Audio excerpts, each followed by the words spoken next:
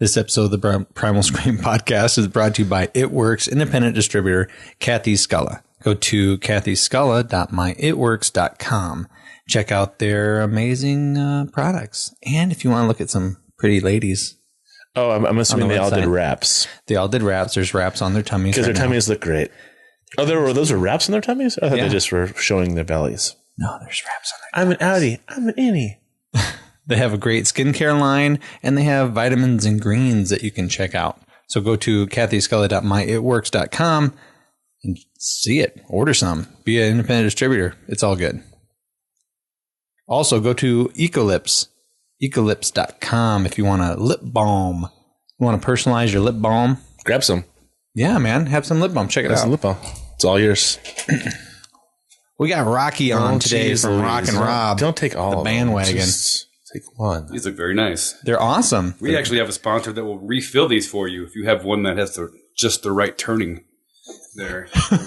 They'll refill your chapstick container. That is an awesome service. My gosh. But you can go to ecolips.com and create your own lip balm, pick your ingredients, design your container, name your balm. That's ecolips.com. And we just have a shit ton of sponsors, don't we? Sweet Raw Joy, go to sweetrawjoy.com, order some desserts to live for. Check out their catalog.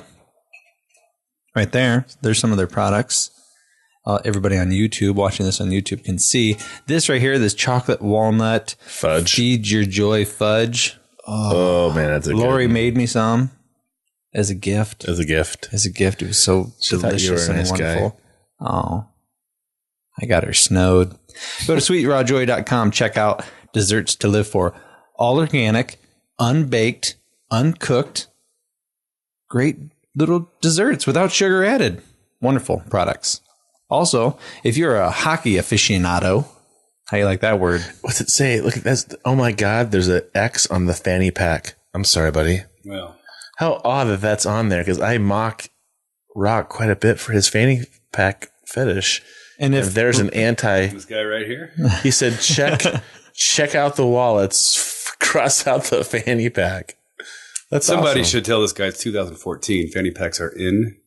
He might have to start making some sauce hockey fanny packs. I tell you what. Oh boy, I hope not. So if you are a hockey aficionado, go to saucehockey.com, click on whatever continent you're on, and then you can do some shopping for some really awesome clothing lines. You want to check out some Biz Nasty? There's some Biz Nasty by Sauce Hockey right there. Paul Bisonet. Pretty cool. Anyway, saucehockey.com. Check it out. Penguins Comedy Club. They hook us up with comedians all the time. Yeah. Thursday this week. If you want to have another comedian, yep. Great comic. If you're going to be in the Cedar Rapids area and you want to check out a comedian, you don't know what you're going to do in the evening, go to penguins.com. Blah, Jesus. penguinscomedyclub.com. You're welcome. And check it all out. Oh, and speaking of Penguins Comedy Club. Yes. There's a chance that our friend here might do a little 5-minute open mic stand-up down at the Penguins Comedy Club. Yeah? Indeed. Rumors are confirmed. You're working on some bits or what? I got some stuff written down. I think it's kind of funny. I don't mind. When he's in his living room all by himself, he's fucking hilarious. Yeah. So, just kidding. I'm looking forward to it. I've been actually thinking about this for quite a while. Wednesday nights, they let anybody just go up and do whatever they want to do for 2 or 3 minutes, and figure why not. Awesome. Yeah. Well, good luck. That's ballsy, dude. I don't have the wherewithal to do that. If we're open that night, and I would love to come down and cheer you on. Sure. Love to support you. And anybody else who wants to check things like that out, go to penguinscomedyclub.com. Our last sponsor. Whew, I'm almost exhausted. You should be. Go to cardsagainsthumanity.com. Cards Against Humanity, a party game for horrible people. You know what? That's not me saying it. That's their website saying it. A party game for horrible people. What is Cards Against Humanity? Well, Cards Against Humanity is a party game for horrible people. Unlike most of the party games you've played before, Cards Against Humanity is as despicable and awkward as you and your friends make it. The most important part, though, is that it's open source, so you can download it for free and play it. But why do that? Why be an ass? Go ahead and buy it for $25. when you do that, they give money to charity on your behalf. They're pretty incredible. Not just their charity, but like your local charity, a charity in your area. Yeah. So that's pretty cool. And you can get the bigger, blacker box, which we did. 21 inches. 17 ounces. Ouch. That would hurt. Anyway, cardsagainsthumanity.com. Check it out. Have a great time. And let's get on to the podcast. Wake up. It's time for Primal Scream.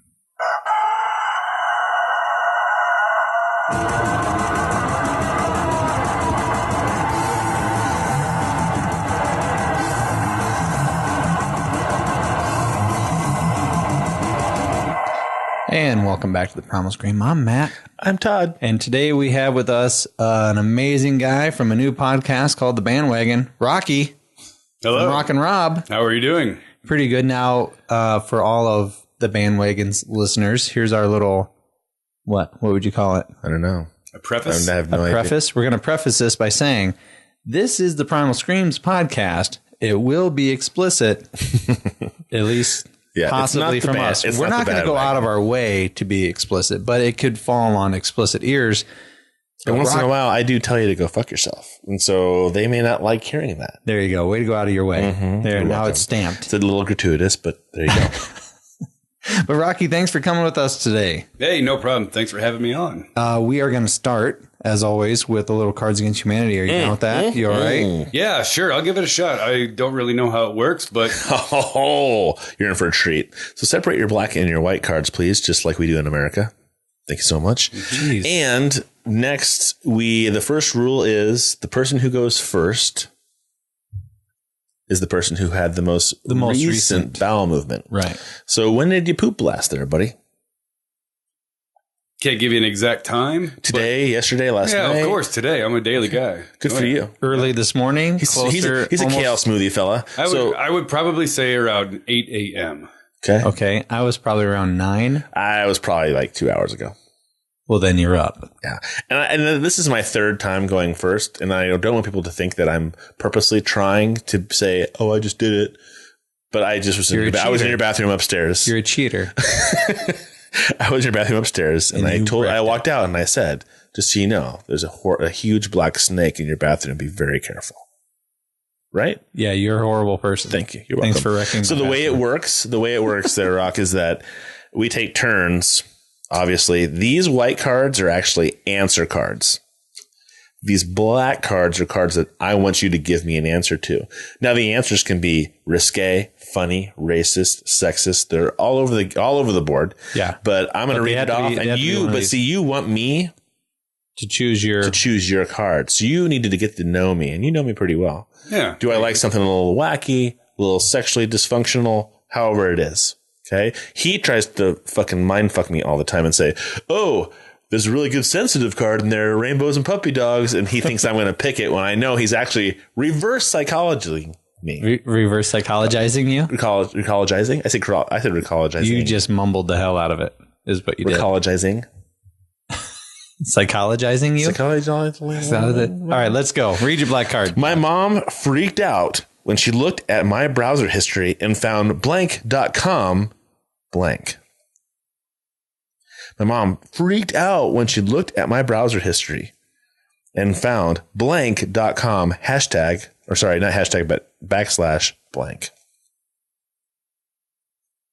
And so the card I'm going to read first is for the first blank. So make sure it's on top. So if it's mom.com backslash vagina, you want the mom on top.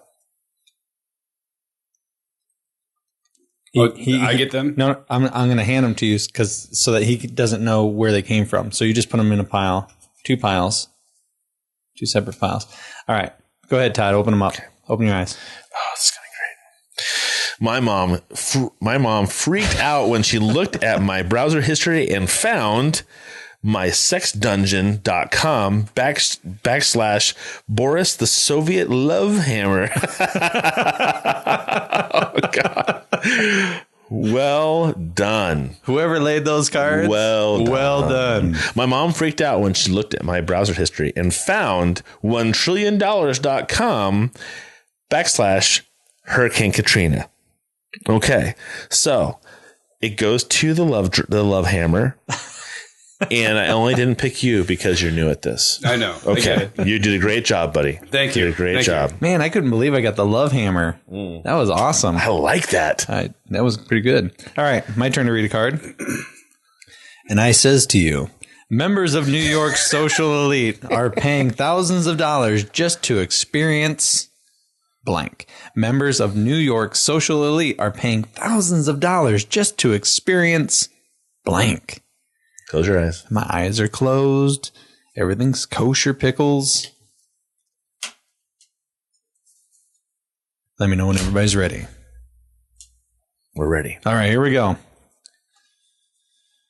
Members of New York social elite are paying thousands of dollars just to experience a low standard of living. That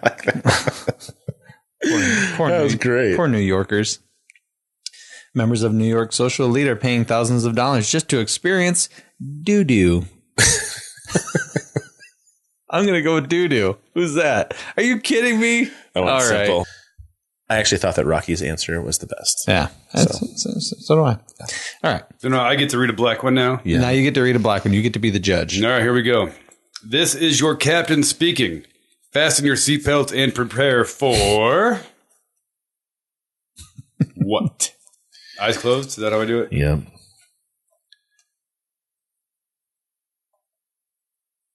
All right. Oh, that's horrible. All right. Okay. But give me that. Okay, can you read it one more time? I'm sorry. This is your captain speaking. Fasten your seatbelt and prepare for...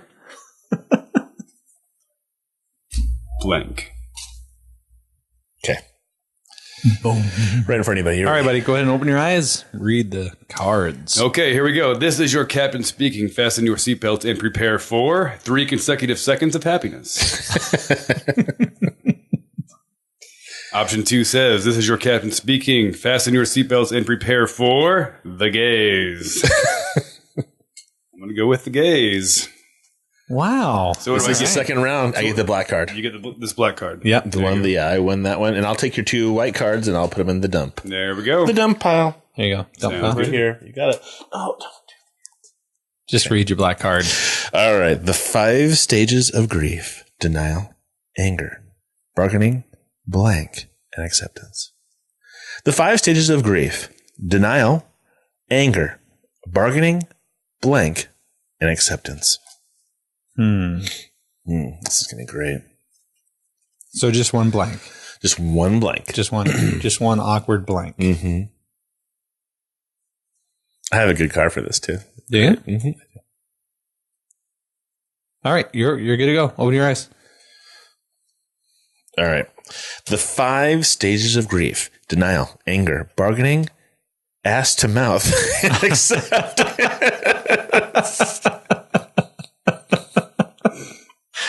What?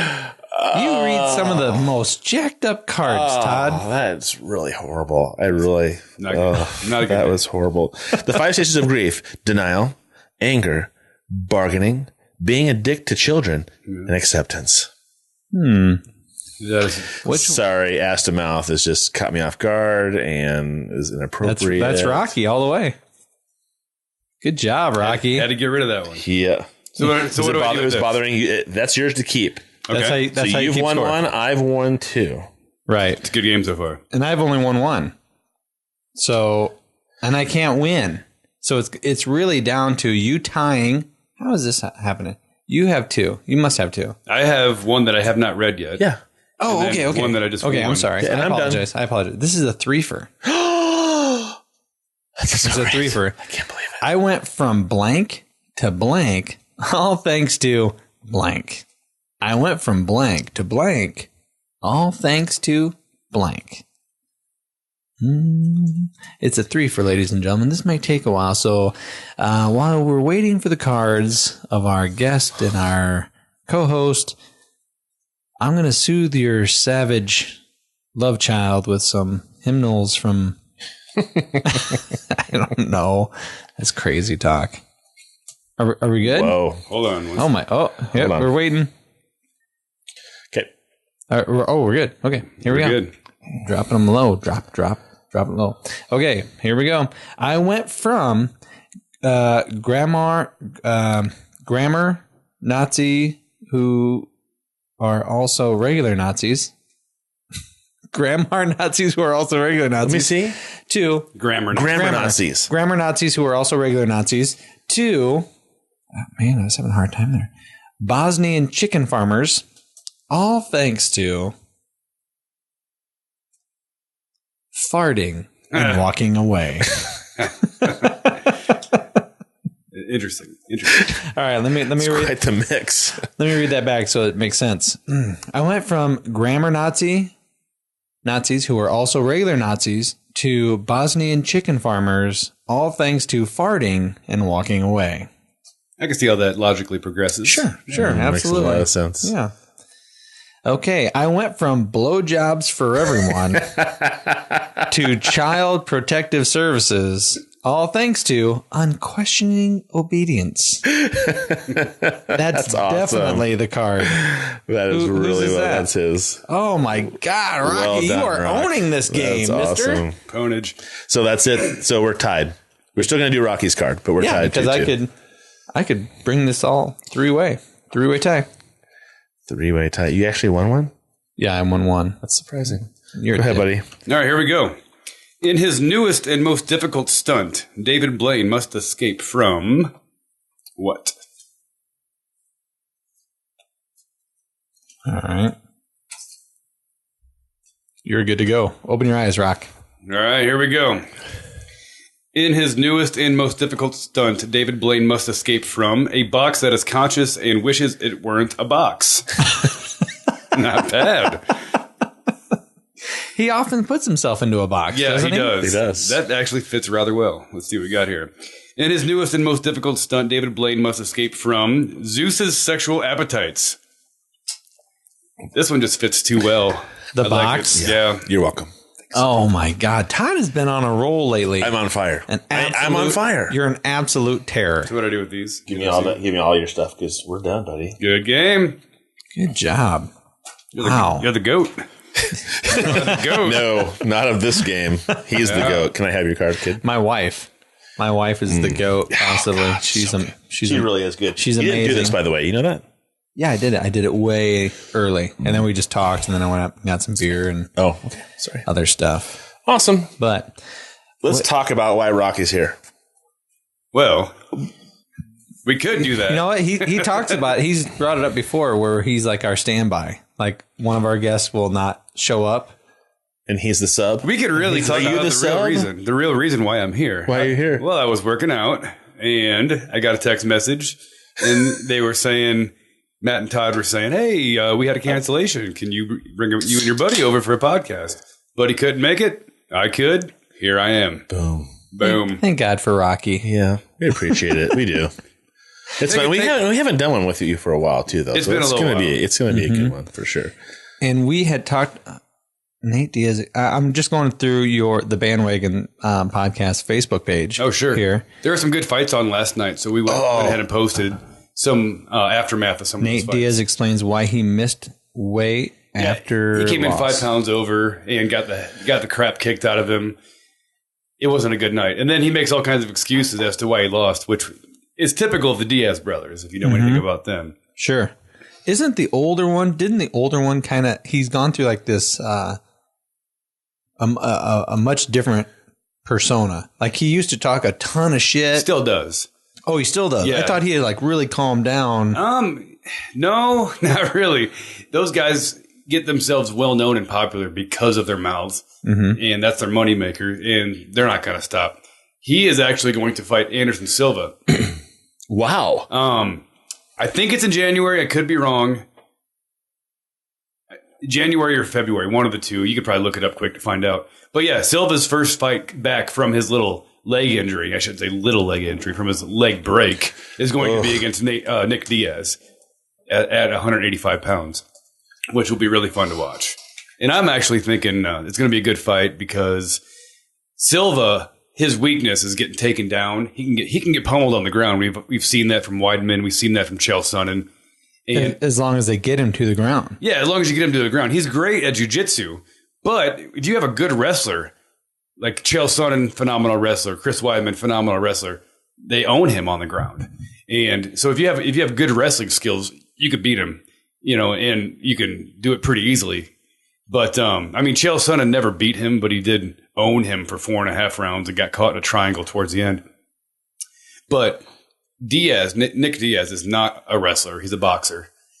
And therefore, I think he's probably going to lose because stand-up wise, I think Silva's got him, is like leagues ahead of him when it comes to striking. So, but it'd be fun to watch. Silva's a better striker? Oh, Silva's like the greatest striker in the game. Oh, really? Yeah. Oh, there's Just no one better. hand-eye coordination and people can move around and it just looks like there's a magnet that sucks his glove right to the guy's face. Really? And his kicks too. He's such a dynamic striker. He can get you with so many different kinds of weapons from standing up. So Junior was here and he and I were at a bar together as something to do together as father-son to watch the fights at Jersey's in downtown Cedar Rapids. That's the only place I could find that had it. Very nice. And it happened so quickly because the break was so fast. And then he laid down on the ground and his leg was straight again. You weren't sure what you saw. And so he looked at me and I looked at him and I said, I think he just really hurt himself bad. I think I saw his foot come around the back of his leg. And Junior goes, I think I saw the same thing, but I'm not sure. And we were both sick to our stomachs. So we obviously knew what we had seen, but weren't realizing it yet.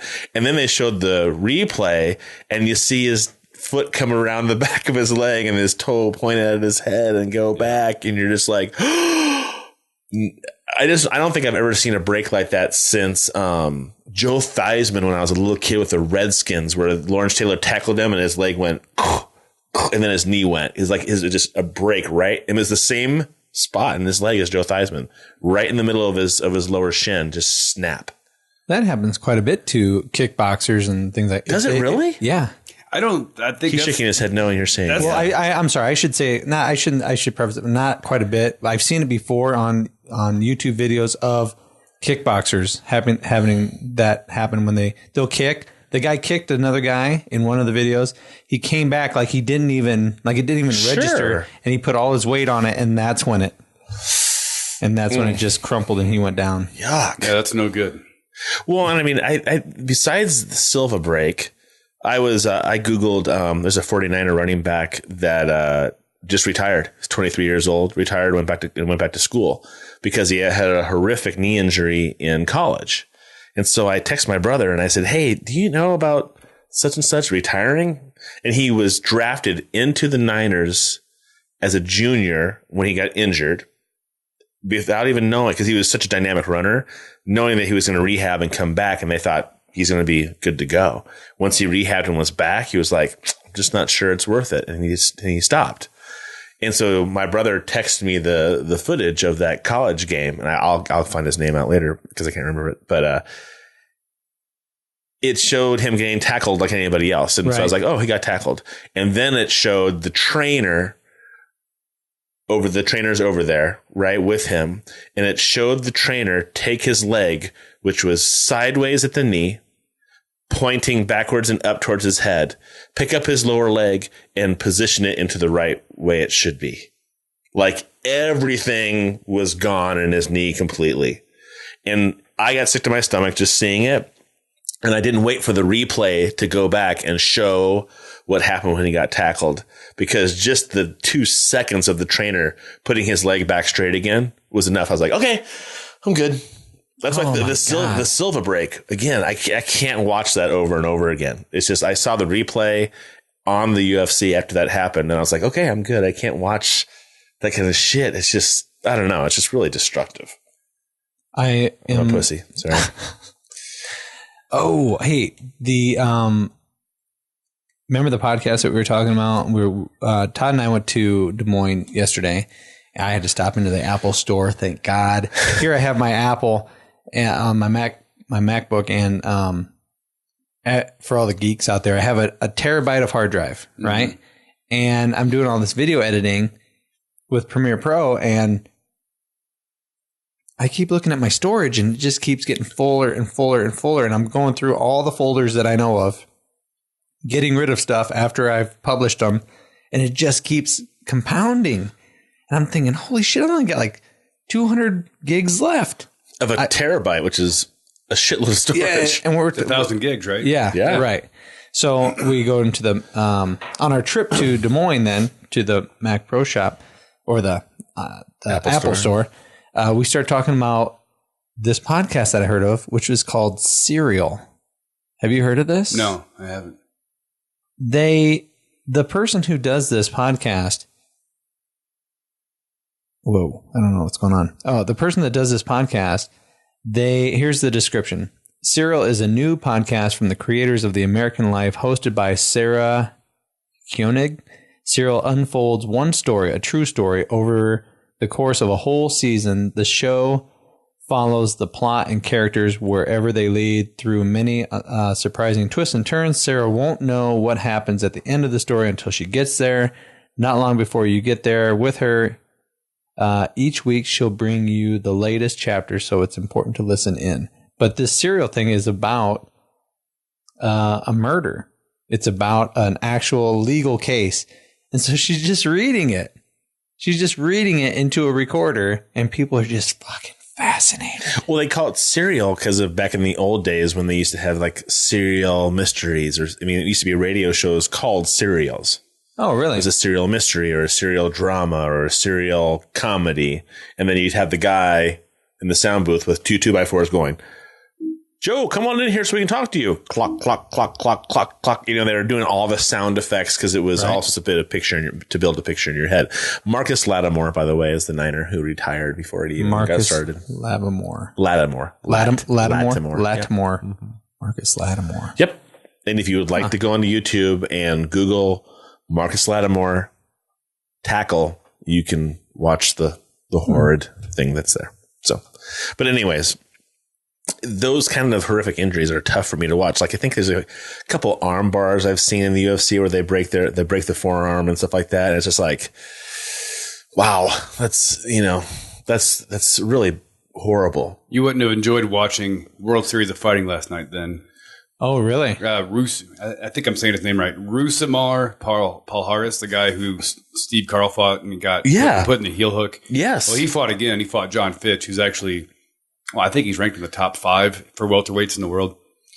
Put him in a leg lock within a minute or two last night as well. Put him in a pretty nasty knee bar, actually, which is like an arm bar, except with your leg.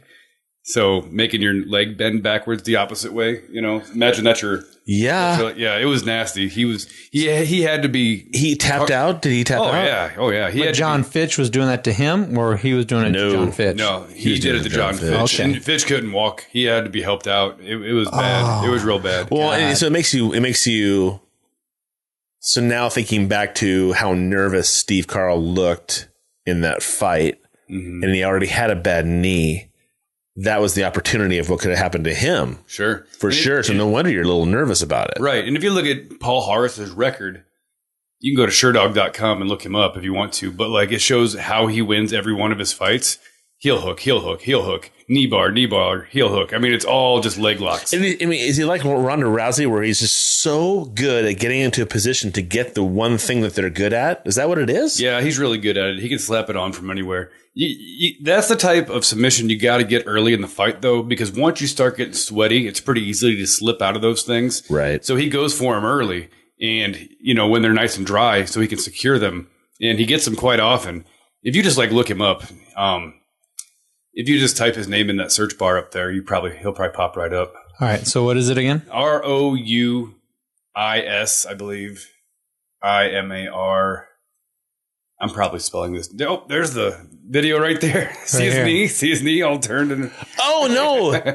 He broke his knee backwards. That's it from last night right there, that picture. Now, he was kicked out of the UFC for doing that to people and not letting go. Do you think that he just did it so fast the guy didn't have a chance to tap? People... That's fucking horrible. Yeah, it was bad. Oh, my God. That's what he specializes in. He can... The thing about Ronda Rousey... I just don't think that's okay. Can you not get somebody into a position where they can't tap out fast enough? Right there. Listen, dude, I have your leg in an uncompromising position. This is what's going to happen to you. Or does he look to break somebody's leg backwards?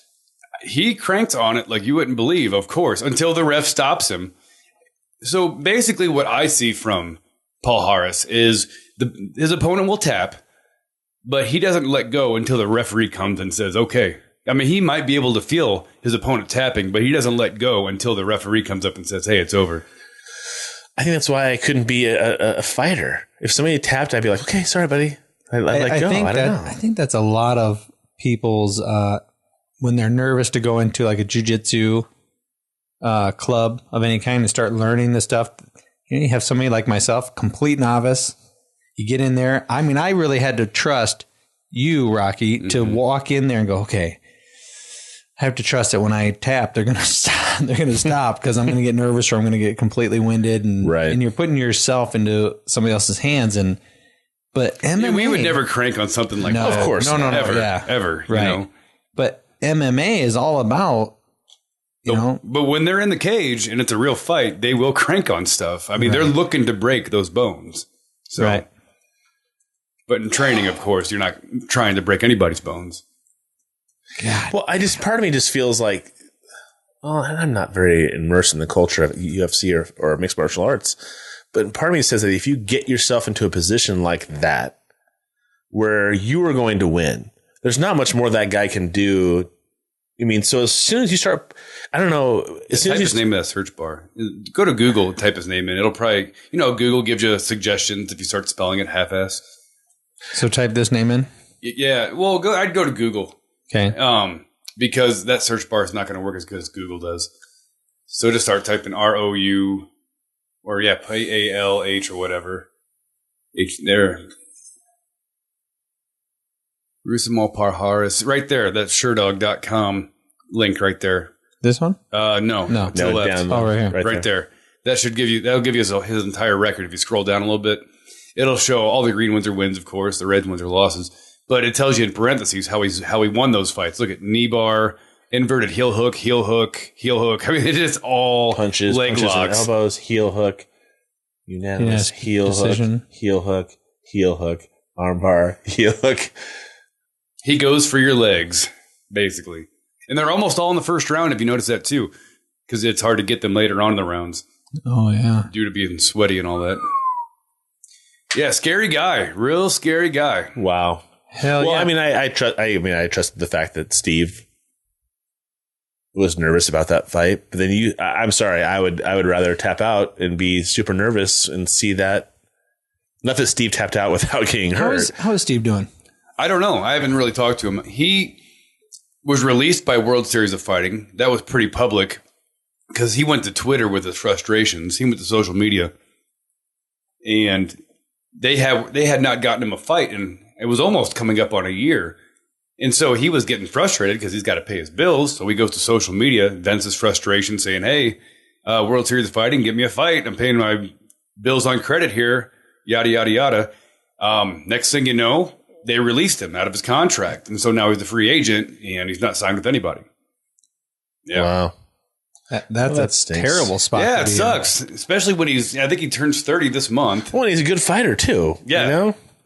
In the way I look at it, some people say, well, he's not marketable. In my opinion, his story is so unique that any promoter should have no problem marketing him. Tell us his story. Well, his story is he doesn't really train with a big name gym. Most big name fighters train at a big, popular, well-known gym. He doesn't. He's almost 100% self-trained, taught himself all this stuff about mixed martial arts and fighting, and he travels nonstop from city to city around this country to train with different people. That's how he trains. He's always nomadic, just moving from place to place and sleeping on people's couches and training in different places all the time. Nobody else does that. I mean, it's just, wow. It's so unique the way that he's been able to develop his career on his own independently without a solid team behind him. Did he start at Hard Drive? No, he started in Texas because he was in the Army. And I think he was stationed at Fort Bliss, perhaps. I can't remember what base he was stationed at. But that's where he got started when he was in his early 20s, when he was in the military. So his first team, I think, was called Grappler's Lair, if I remember correctly, somewhere down there in Texas. And so that was his first ever team. But, then he moved back up here after he got out of the Army, trained with Hard Drive. And, is he from here? Yeah, he's from Belle Plaine. He's from Belle Plaine. Yeah. Oh, okay. Wow. So in my opinion, a promoter could take that unique story and really paint the picture of a guy who is doing this all on his own almost. Sure. And that's marketable, in my opinion. But obviously, you could take like a lone wolf perspective or something. Yeah, like Clubber Lang, from the Rocky movies. He didn't train with anybody. He just did things on his own. Well, what was the mixed martial arts movie where the two brothers fought each other in the end? I don't know. It just came out a couple years ago. Oh, Warrior. We've talked about that. Right. Yeah, okay. Warrior. I haven't seen it. Well, because it has Tom Hardy in it, and he's a fucking beast in this movie. Right. But he's not like the main character. Mm-hmm. That was the guy who plays his brother is the main character, and I've seen him in some new stuff here on TV recently, but I can't remember his name. Oh, well, the guy in that movie Warrior, there's a guy that the brother goes to train. He stops fighting because his wife wants him to stop, and he has a family, blah, blah, blah. And so the story is his brother comes back. I can't remember if he's out of prison or something. And so, but he needs to earn money. So the older brother goes back to fighting against his wife's thinking. He goes back to his old trainer. Mm-hmm. The guy who plays his old trainer in the movie just got done with the movie or the TV show Kingdom, which is independent television show on DirecTV. They started doing their own films, kind of like House of Cards on Netflix. And so DirecTV did their own television series called Kingdom about this place called Navy Street Mixed Martial Arts. My wife is sucked in. Well, they have some... they have hot guys, they have hot girls, but the storyline is really great. But the trainer in Warrior is one of the main characters in this new show, Kingdom. So I'm assuming that it's like, sorry, my phone, my fucking computer just went fucking. what? It's not muting. There it is. You muted it. Okay. You probably muted it and unmuted it 3 times. Probably. Sorry. So the main character, one of the trainer in Warrior, the movie, is the guy who's one of the main characters in this new show, Kingdom. Obviously, he's a fighter, and obviously he's a trainer because he's really good. So, I mean, I think he's a legit probably person who got into film and TV from his fighting. But I gotta find out who he is because my wife loves him. Is it tall, dark, and handsome kind of fella? Good looking guy. No, it's not Joel Egerton. That's not correct. I'll find him. I'll find him. Yeah. Anyway. Hey, what's going to be coming up on the BandWagon? What are you guys going to be working on? This upcoming Wednesday, we are going to be recording, and we have a special guest on. And this guest is special because he is a lifelong Kansas City Royals fan.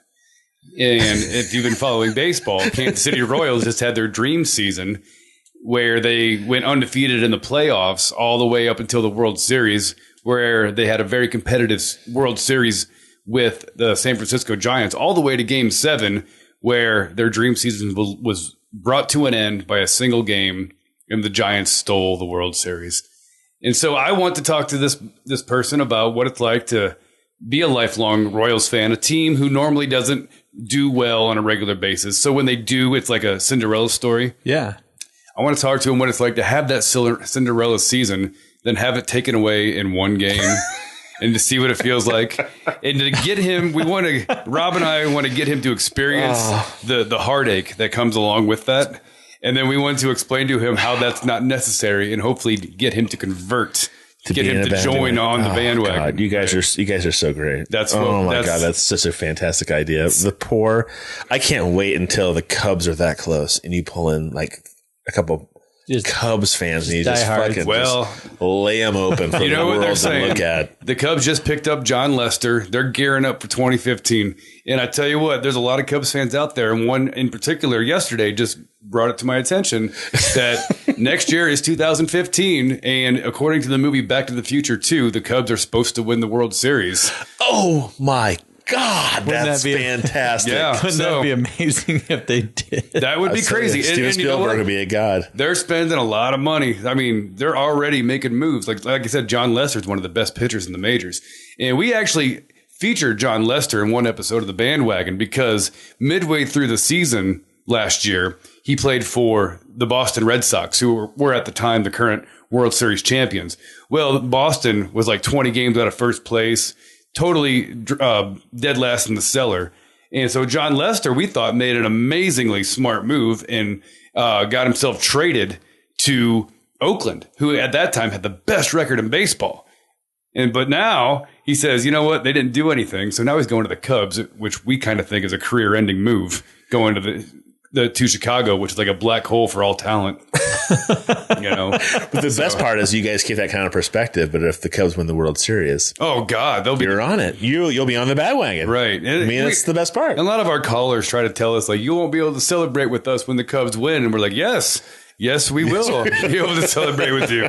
This is true. The callers are starting to understand what we're all about. BandWagon Nation's starting to gain a few followers here and there. Because that's a legitimate view for you. Right. Is to every game is a celebration, because that's actually the reason why I am not into sports at all, because I grew up in a family and around a bunch of guys who, if their team was playing that Sunday and the team didn't do well, they're in a bad mood for a week, aren't they? Matt's week sucked. Yep. My dad didn't like to talk after the game was over with. I would sit there as a child and look around at these adults and think, why are you screaming at the TV? You can't get, the ref is not going to hear you. The players are not going to be motivated by what you're saying. And it was just a big, huge negative thing. But if my family had been BandWagon, a part of the BandWagon Nation, I know it. It could have been a celebration every time, and we could have looked at all the positive things in the game, not just, if your team is the Cubs and the other team does an amazing play, normally a Cubs fan won't even appreciate the great play that the other team did. Right, exactly. We appreciate the talent of all sportsmen and women. We just also do not give in to the downside of being a sports fan. We always have 100% victories. We always support current champions. We will switch who we like immediately upon a new championship being crowned, which is what we do all the time. Right now, we love Florida State in college football. They've won 29 straight games. They're the current defending champions, and they did make it into the new college football playoff. But the moment they lose, we no longer like them. They mean nothing to us the moment they lose. In fact, they mean less than nothing to us, because we will trash talk them immensely on the next episode of our podcast, because they're done. They're erased. They're no longer on top. So there's no reason to like them. I love your argument for Florida State, and I don't understand why they're not ranked number one. If they were number one last year, if they won it all last year, and they haven't lost anything this year, what is the logic behind the rankings? Well, I can tell you what the explanation is. It's not what I would call logic, but it's an explanation. College football is so subjective compared to the NFL. There is no subjective element to the NFL. It goes by wins and losses and a mathematical system that decides whether or not you get in the playoffs. In college football, on the other hand, there's a committee of 13 people who decide who's been playing well lately, what kind of style points do they get from week to week, and who's their favorite team right now. And whoever their top 4 favorite teams are, they're going to put in the playoffs. And that's exactly what they did. So it's kind of like the good old boy system. And if you're not one of the good old boys' favorite teams, you're never going to be up there. Right. Well, that's true to a certain point, because I guarantee you Florida State was not one of the good old boys' favorite teams. They would have loved to have seen Florida State lose one game, so that way they could drop them totally out of the playoff picture. But you know what? They never did. And they cannot justify keeping a 13-0 team out of the playoffs when nobody else is undefeated. They would have been the only team in all of college football that hadn't lost a game, and to keep them out of the playoffs would have looked absolutely absurd. And what's their rankings currently? You talking Florida State? Yeah, Florida State. They ended the playoff poll at number 3. So they're going to play Oregon in the Rose Bowl on New Year's Day. So that will be like a semifinal game. for this college football And, playoff. and then not only are they undefeated, though, this is the thing that Rock and I have talked quite a bit. They're not just undefeated. They haven't lost a game since last season. 29 straight games. 29 games they've won in a row, and they were ranked third. And so we've had this argument where they like, kept dropping. give me a fucking break. They were ranked fourth. Who cares if they just barely squeaked by a win? Right. They got to fucking win, and nobody's touched them in that many games.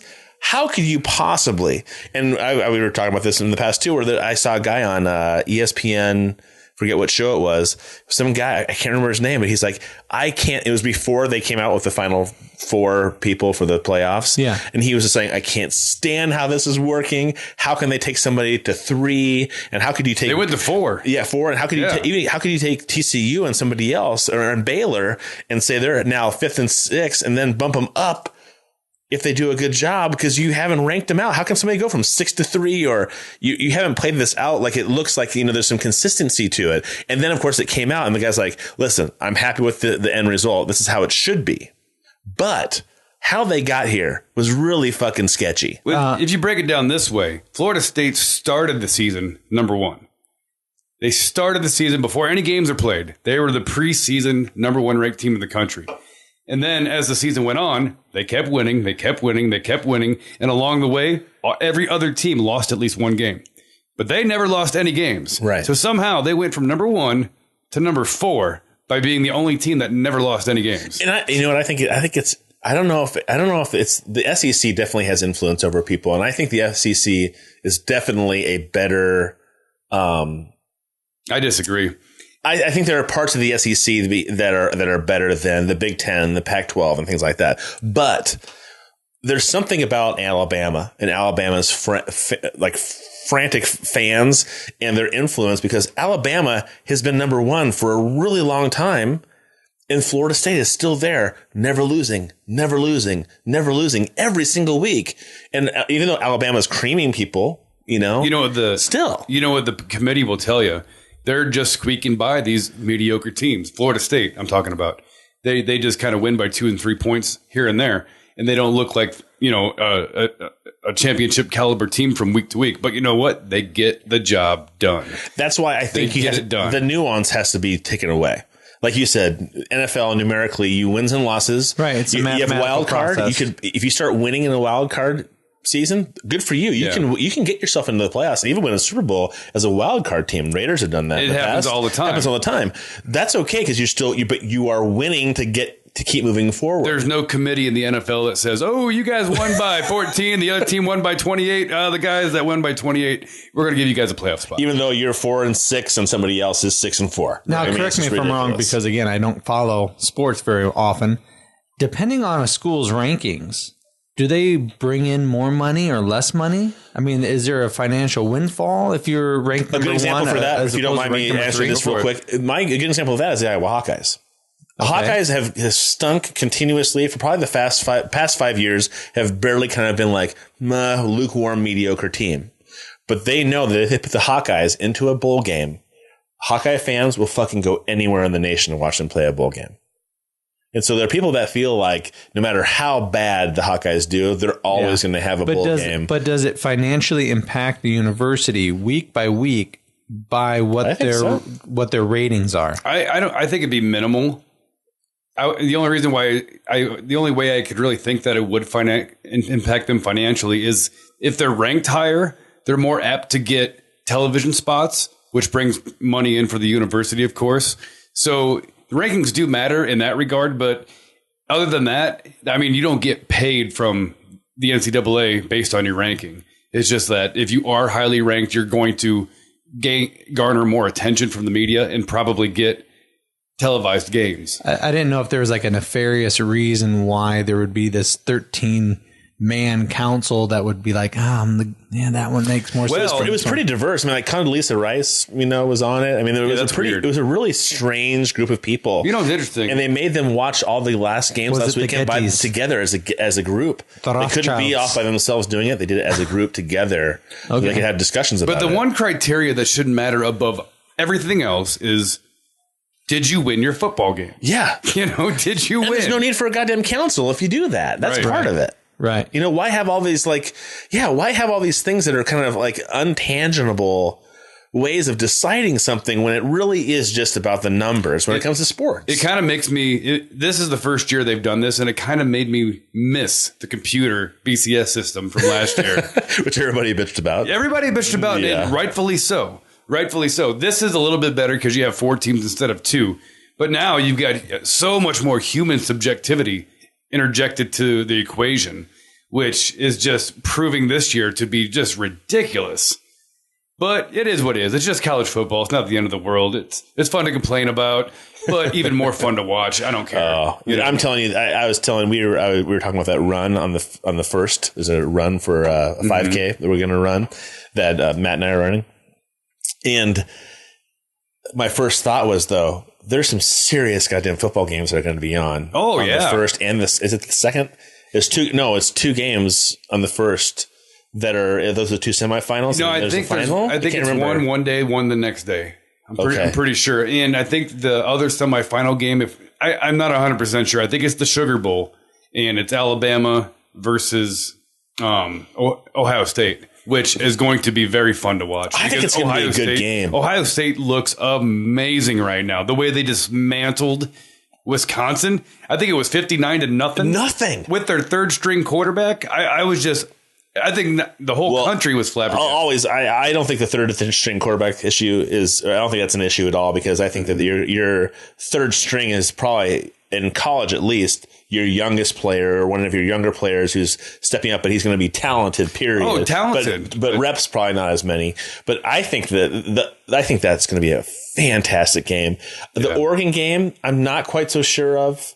Because did Oregon go up against Alabama last year and just get fucking crushed? Oh, I can't remember. Did they play in a bowl game last year? They played a bowl game because they were so highly ranked because they did so well. They always do well. All I cared about was the Florida State game because they were in the national championship and they won. They beat the SEC champion Auburn. So that's all I cared about. That was a good game. All other games didn't really matter to me because that was there's a championship where that crystallized football trophy is given. That's what I watch.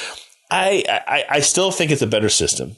Oh, if you can get more teams, but we just need to get 8 teams in the final for a bracket, almost like the Sweet 16 for basketball. I'd be happy with the more teams, the better. Right? The more teams, the better. 4 is better than 2. How many teams did we have that were all had 1 loss? Or 2 losses? Baylor, TCU deserve to be in there. Right. There's probably a couple more that you could make an argument for. Michigan State, I think, is a 2-loss team, but. I mean, you could probably go to ESPN right now and look up what the rankings are. There's probably a lot of 1-loss teams that when it's all said and done, unless Florida State wins it, when it's all said and done, there's going to be a lot of 1-loss teams that never got a chance. And that's what I think would be a good thing is even if you had a Marshall that had 1 loss. Hey, you know what? Whatever group you're in of football teams, it's like the NFL. They say any team, any given Sunday, you can win. A couple times, though. I think twice. Yeah, you're right. Yeah. But I still think even if you're a small school that never got beat, to never ever get beat is really hard to do. Everybody has a bad day. You have a running back that fumbles or interceptions or something that just turns the game around, even if you're playing somebody shitty. I think that even a Marshall would be great to go up against a TCU or even, I know the idea is probably they would be crushed, but they should be given the chance because they had a season that was 1 loss or 2 losses. And you say that most teams have bad games, and you know what? That is true. Florida State went undefeated this year, but guess what? They had bad games. There were games where Jameis Winston had 4 interceptions. Right, but they still won. Still won the game. Which tells you, which makes me feel like, come on. Give me a break. But they get knocked points for having, ugly wins like that. There was a huge conversation on Mike and Mike the other day about the Oregon guy won the Heisman. Mm-hmm. And people are saying, how is that possible when you have Winston playing the way that he plays for Florida State? Yeah. How could you possibly say? Because, they said that going in, everybody was already assuming that Winston was the winner. Are you kidding me? Yeah. I thought he had a mediocre season at best. And who did you thought the Oregon guy probably should have won? Yeah. I don't know enough about it, so I personally would have voted for Amari Cooper, wide receiver for Alabama, who's just a huge playmaker all year, has got great numbers, tremendous athlete. I would have put my vote for him. I don't think Jameis Winston deserved to be in even the conversation about being the Heisman. Right. He did win his games, but you know what? The Heisman is not about how many games did you win. The Heisman is about the most outstanding athlete in college football that year. And, you know, he had a lot of setbacks. He had a lot of bad games.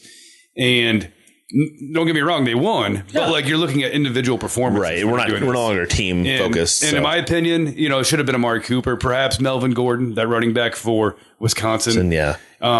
God, I still can't believe he's considered a Heisman Trophy possibility. But guess what? Nice. He got fucking shut down by Ohio State. Yeah. 68 yards, I think, in rushing. Ohio State is just a whole nother animal. we forget about them.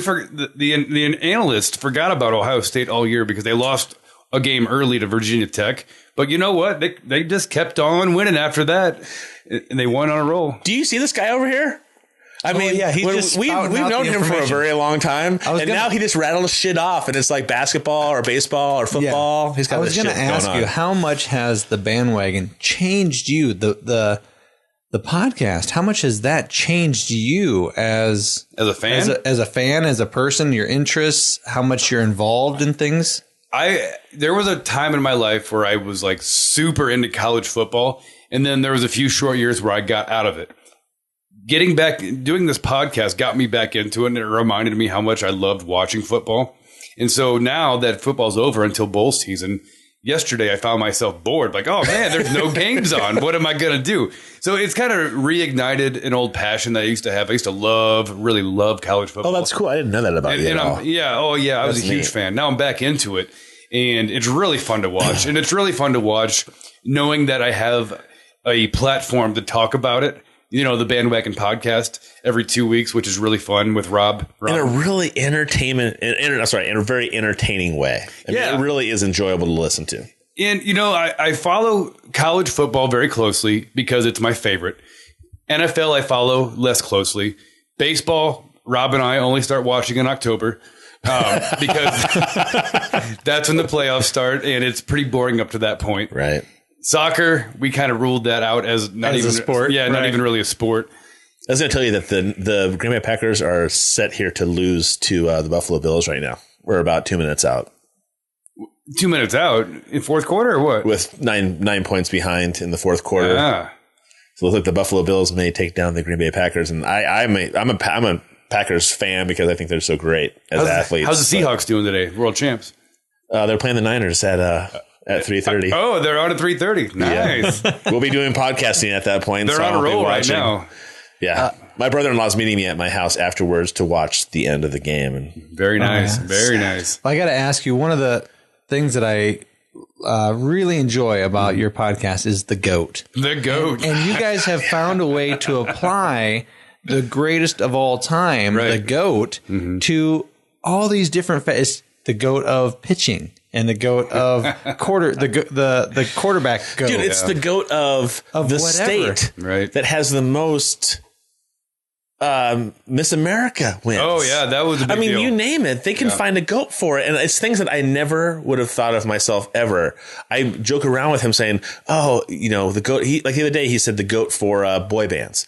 And so I said, you know, Boys to Men, to me, would be the GOAT for boy bands. You weren't thinking of the Beatles. And he goes, the Beatles. And I'm like, fuck yeah, the Beatles. Well, if you go just by tickets, if you go by album sales, there's nobody who comes close to the Beatles. They're definitely the GOAT.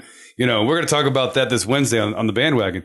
But, sorry, I didn't mean to preempt. No, you're good. No, you're totally fine. I mean, we probably got a totally different listener base. But yeah, if you go by straight up album sales, nobody even comes close to the Beatles. There's not even a close second. They're so far ahead in first, I have no idea who's second. Because they've actually sold more albums than any other music group, period. As well they should. More than Michael Jackson, more than Madonna, more than Elvis Presley. They're the top dogs. So they are the GOAT. They're our favorite band. End of story. Even if they're not your favorite. Right. I love some of their songs are great. And so then you say like things like that, like Michael Jackson, Elvis, and then it's like, oh, that's right. So you can't put Elvis and Michael Jackson there because we're talking about those are solo. Yeah, we're talking boy bands. Right. Just boy bands. Yeah. I love how I have to start thinking differently about compartmentalizing some of these things because I have to make sure I apply it the right way. And then you mentioned Boys to Men, then I came in and said, they are probably one of the best quartets of all time. And I was looking at him going, he's fucking right. Yeah. God damn it. You got to, when you're talking about goats, we got to be very specific. It has to be applicable in a certain way. You're absolutely right. That foundation gives you, by the way, if you need it. That foundation gives you almost a limitless pool to pull from. Yeah. Because when we were talking earlier about leg locks and arm bars, and you were talking about Ronda Rousey, I'm like, she might be the goat of arm bars. Right, exactly. There's an endless amount of categories you can apply that term to, which gives us all kinds of stuff to talk about on the bandwagon. And I love the sound effects that you throw on. Yeah, on the goat. one thing Rob and I want to do is actually get an official list of all of our goats and like keep it up to date on our Facebook page or whatnot. So we are actually going to we've only done this one other time, but this Wednesday I'm pretty sure we're going to replace one of our goats. Right, you have done that one other time. Yes, and I really appreciate that's one of those arguments that validates or solidifies the definition of the bandwagon. Right. You don't have allegiance. Yeah, you don't have any allegiance to anybody, and you might create a goat, and then other facts come in. The main goal is to have bragging rights 24/7. So it doesn't matter if you like somebody or not. Stats are all that matter. You must have bragging rights. No one can one up us when it comes to who's your favorite team. But it is off of statistics, though. I mean, it's not like you're just like haphazardly. I'm gonna join this. I'm gonna be a bandwagon fan of this group today. Right? No, we're gonna be bandwagon fans of the best of the best. Right. That's why we're bandwagon. It's a fans. lifestyle. It's a philosophy. It is, and it's something that I've been doing for a very long time since I was about 18 years old. And I'm 34 now, so when you first talked about this, and you brought it to Matt, right? I was just like, okay, that sounds funny. That sounds great. It has turned into something. It has morphed into something so much bigger than I ever thought it could possibly be. I don't think it's that big. Maybe you. You thought it could be big. No, dude. It is popular. I think that the foundation for what you guys can pull from and draw from it has, when I first looked at it and we were talking about it, I thought, all right, well, because I don't follow sports very much, but the way you've taken it in different avenues and been open to different things, it's damn near limitless. And I love the callers that call in and your partner loves it. Yeah.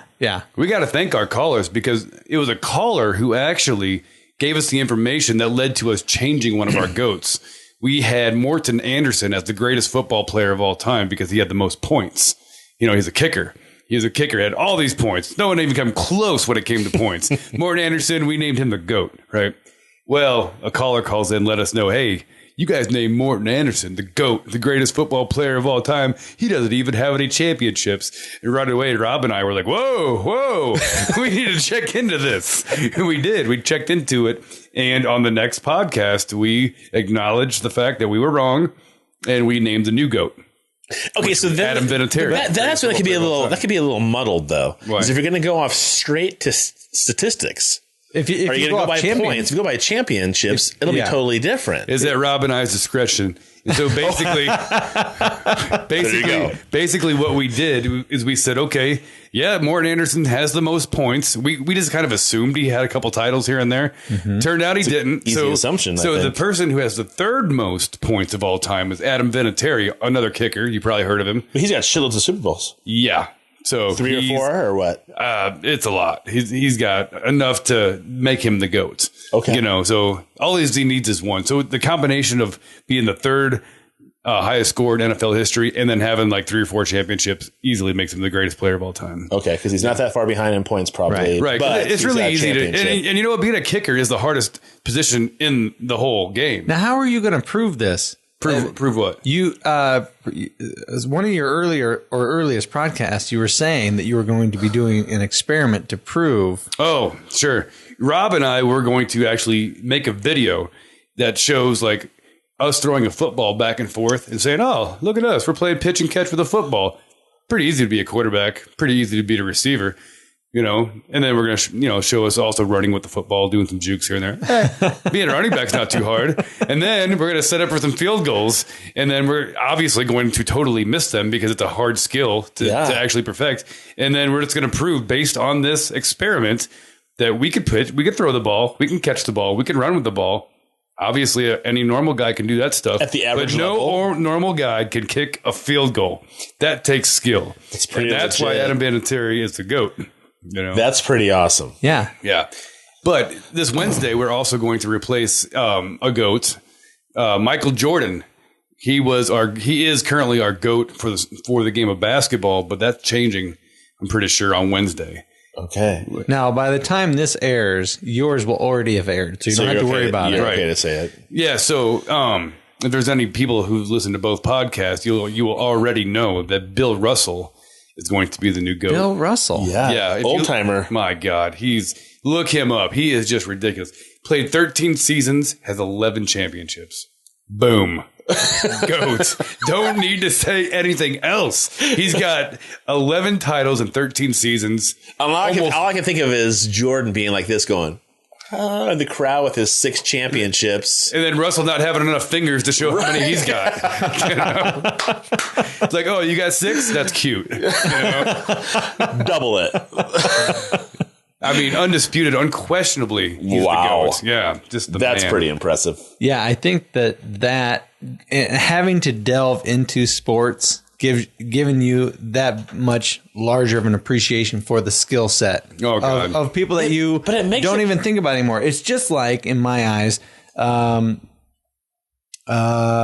fantasy football. Sure. Yeah. When a lot of people like to watch football, but once fantasy football came into the forefront, you really meticulously were just watching individual players and understanding how many points are they scoring, how many yards are they getting, and really trying to put together a fantastic team. Right. It really made you look at the sport and appreciate it on a more, microscopic level. But the reason why I'm such a huge fan of fantasy sports is that it makes it more fun.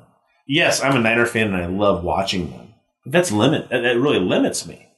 But if I have a couple of Niner fans on my fantasy football team and I have a Seahawks player and I have a Broncos, and I get to watch all those games and look for that guy and hope.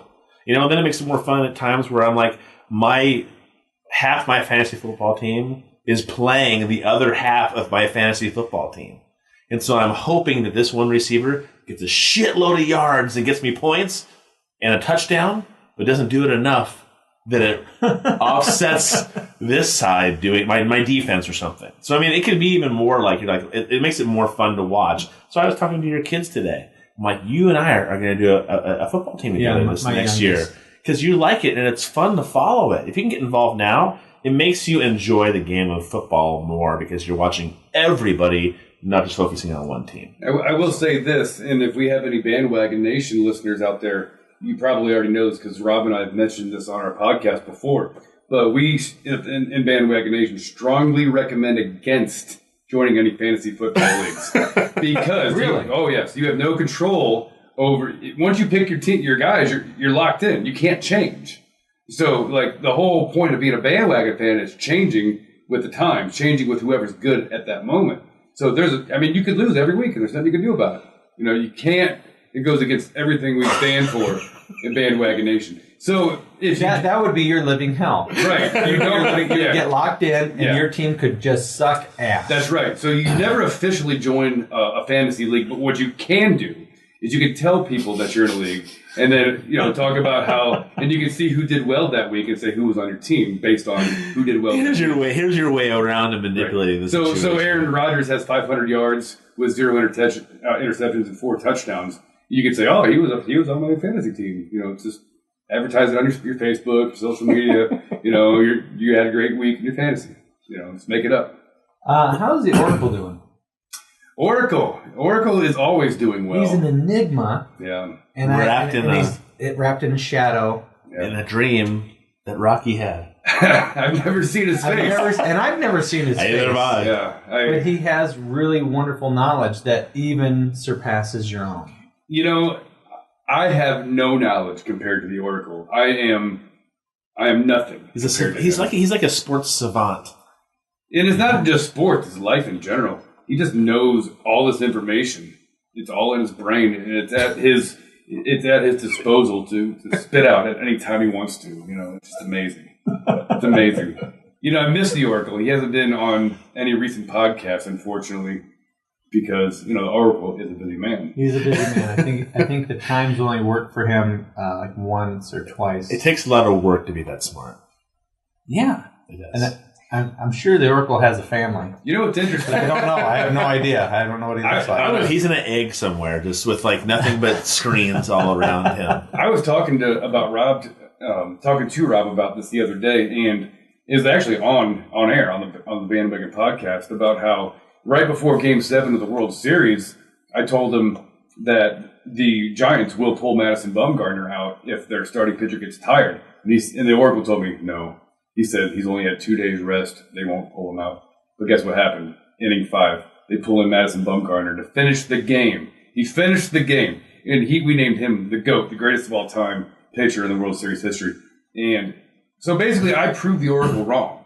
And ever since then, Oracle has not showed back up to the bandwagon. He's recovering. He's in full recovery mode. That's what it is. I proved him wrong. Why would you not pull your best pitcher in a Game 7 of the World Series? 2 days rest is just fine when you're 25 years old. Yeah. You'll be okay. And you're icing and you're fucking taking care of your shit. And for sure. You pull out all the stops when it's World Series. Oh. You step up your game. Yes. You go the extra mile. And did he stepped up his game? I mean, he's the guy. I am not a baseball person. I'm a Giants fan because I'm from the Bay Area. Dude on the far left. But watching... That's him. But watching... This guy over here? Yeah. Yep. But watching that last game and watching him pitch was... one of the greatest things I've ever watched on sports television. He's the GOAT. It was amazing. He's 4-0 in World Series games. He has 1 save. He's got 3 World Series rings and an ERA that's under 1.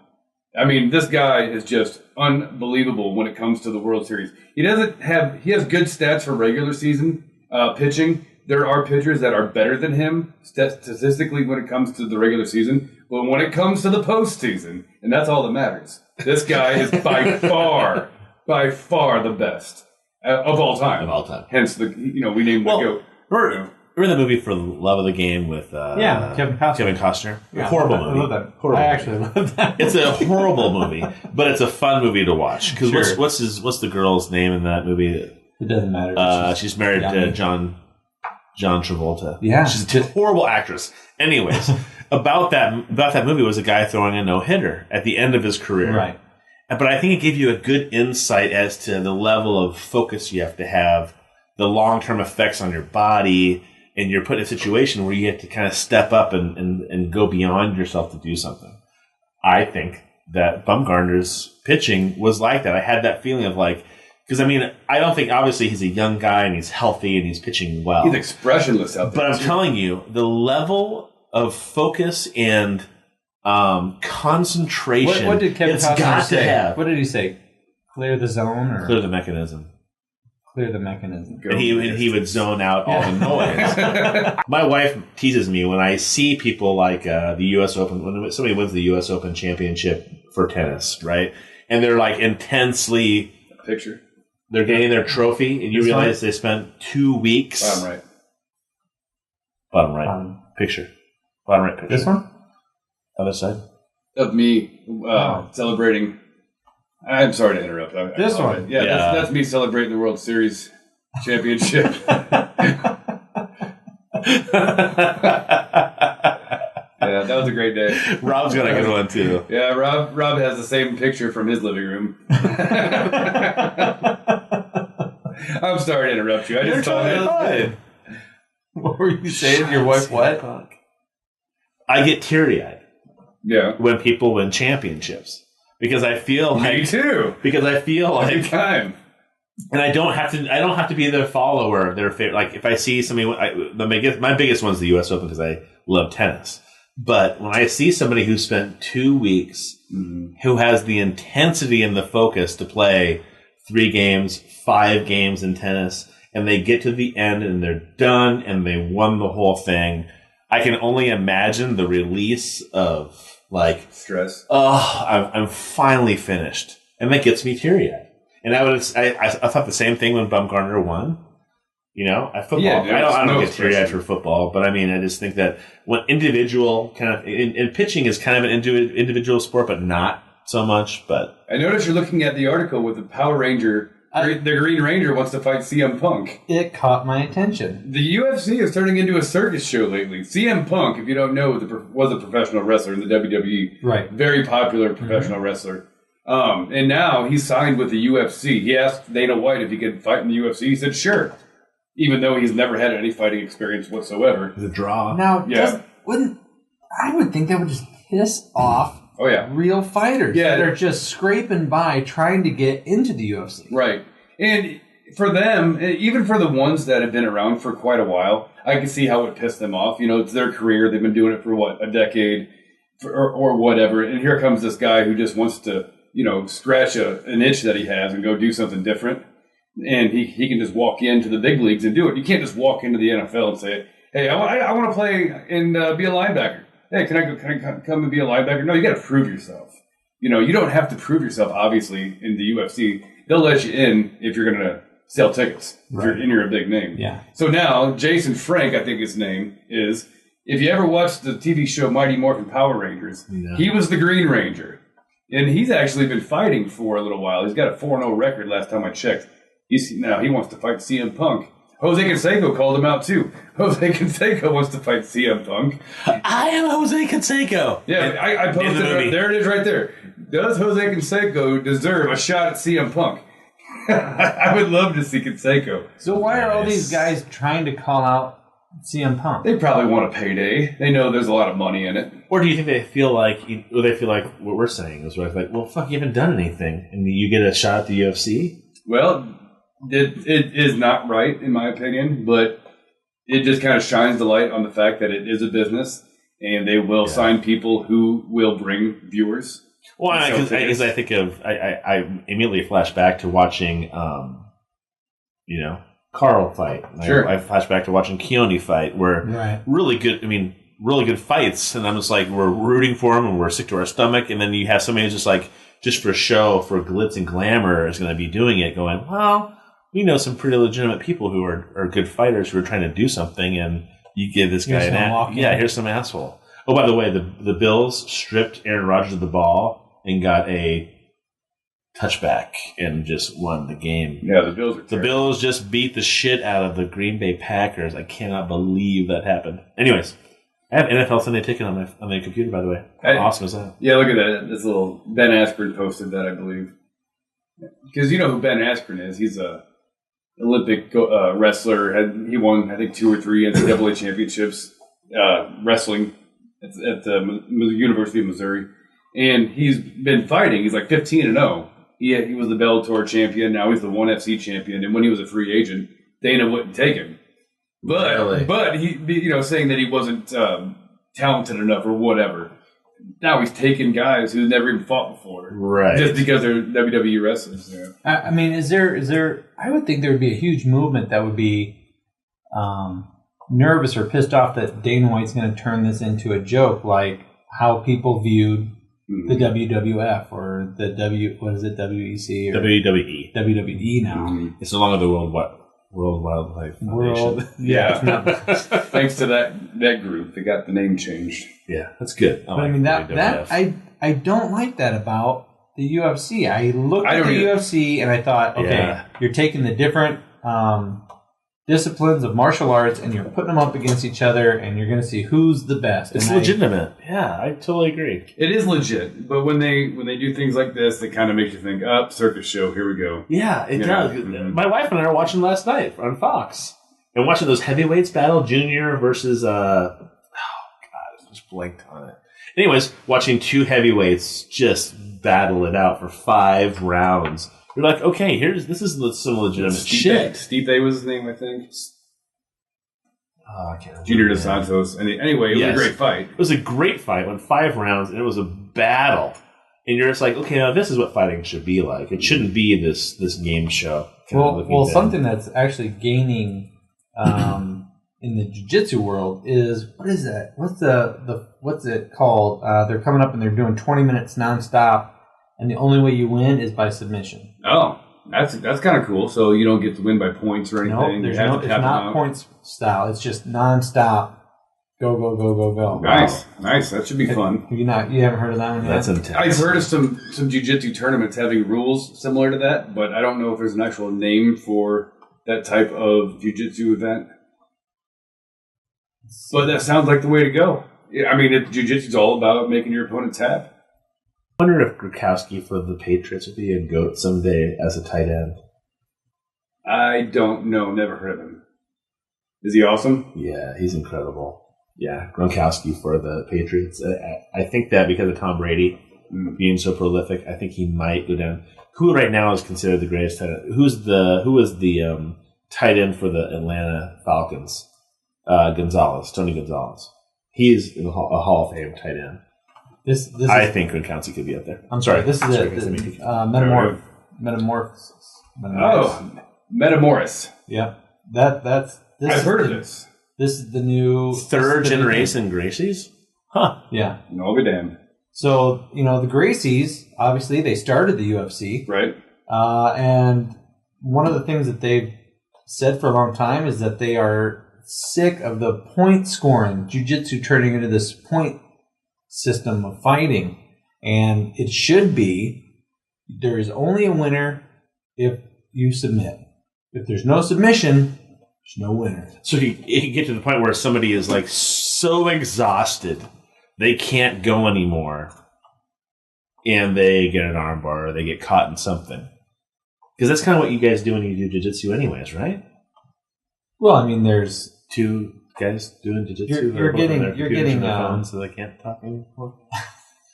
You're asking about. I'm just saying that. I would say, isn't that kind of what jiu-jitsu is you keep rolling until you can't do anything else? No, you usually set a timer, 5-minute timer, and you go for a 5-minute round. You get submitted once, cool. If you get submitted 3 times, whatever, Okay. This was a big one. Eddie Bravo and Royler Gracie in Metamoris. And this there was this back and forth about who's better because Can Eddie you play Bravo. that? I would love to watch that. Yeah, I'll pull it up and we can watch it. And then I'll just cut it out Okay. in the podcast later. But We can just watch it while you're talking still. here we go. Take a deep breath in. Enjoy And Just mute it. We don't exhale. need to fucking hear sounds. Because it's kind of through the TV. And a gentle wave can't like make this. motion. Liberate your No, let's kill the spine. TV's volume. Oh, it's almost over. Well, that way you don't have to cut it. No, I'm saying I don't want to hear. okay. I don't want to hear the Gracie thing either. I want to be able to talk while we're watching. Oh. Yeah, but So my just mute the question TV. is, he paid my claim in just 4 days. 4 days? Yep. See why speed matters at Aflac.com. Aflac. So that's the brother who rolls around with the other guy that does the Gracie. The brother. Nope. It's neither one that we've seen on videos before. Nope. But this guy is Royler Gracie is just an absolute phenomenon with jiu-jitsu, and Eddie Bravo had beaten him years ago, and it was people were saying, "Oh, it's a fluke. I can't believe you won. You'd never win again." Well, they said, "Okay, fine. Well, finally, I think it was like 10 years later. So it's just jiu-jitsu. That's it. Just jiu-jitsu. So no striking. No." Yeah, And it says no slams from the guard either. So they're taking all strikes out of this. It's straight jujitsu. It's So straight it's jiu-jitsu. just a jiu-jitsu match. I mean that's. I mean I'm not trying to belittle it. I'm just saying that we're not talking about strikes and points and kicks and everything else. Right. Okay. Right. We're looking at just submissions. And I see this kind of being the next great thing, especially for people who really appreciate jiu-jitsu. This is going to be the next amazing thing. It's 20 minutes. Could they do this with UFC? I mean, could they do that? I don't see why not. Anything's possible, I suppose. You go until you submit. I mean, I guess you can go forever. People probably wouldn't watch it as much. I mean, UFC fans want to see striking. They want to And see blood and They tend to boo when they start wrestling around too But I mean, much. submissions could still work the same way, though, right? You mean Well, you you're not gonna- get knocked out, you're done. yeah, but I mean, you're not going to have the really powerful, dramatic changes in the atmosphere of the fight. Whereas in the UFC, guys are dancing around. One guy could be owning another guy, and out of nowhere, a haymaker comes in. blood goes everywhere, and the guy goes out and he falls on his back. But that's the end of the match, and you're done. It's not a point-wise thing. Right. Couldn't that be the same? Couldn't that be kind of addressed the same way? So you're knocked out cold on the mat, and you're submitted. In other words, you're done. It's not a points thing. It's not a. That's what I mean. I guess. Right. Am I not thinking about it the same? No, way? no. You're thinking about it fine. It's just that with what Dana White is doing and kind of making it more of a joke of letting anybody in who's Or like the from show. the WWE who's going to bring in ticket sales.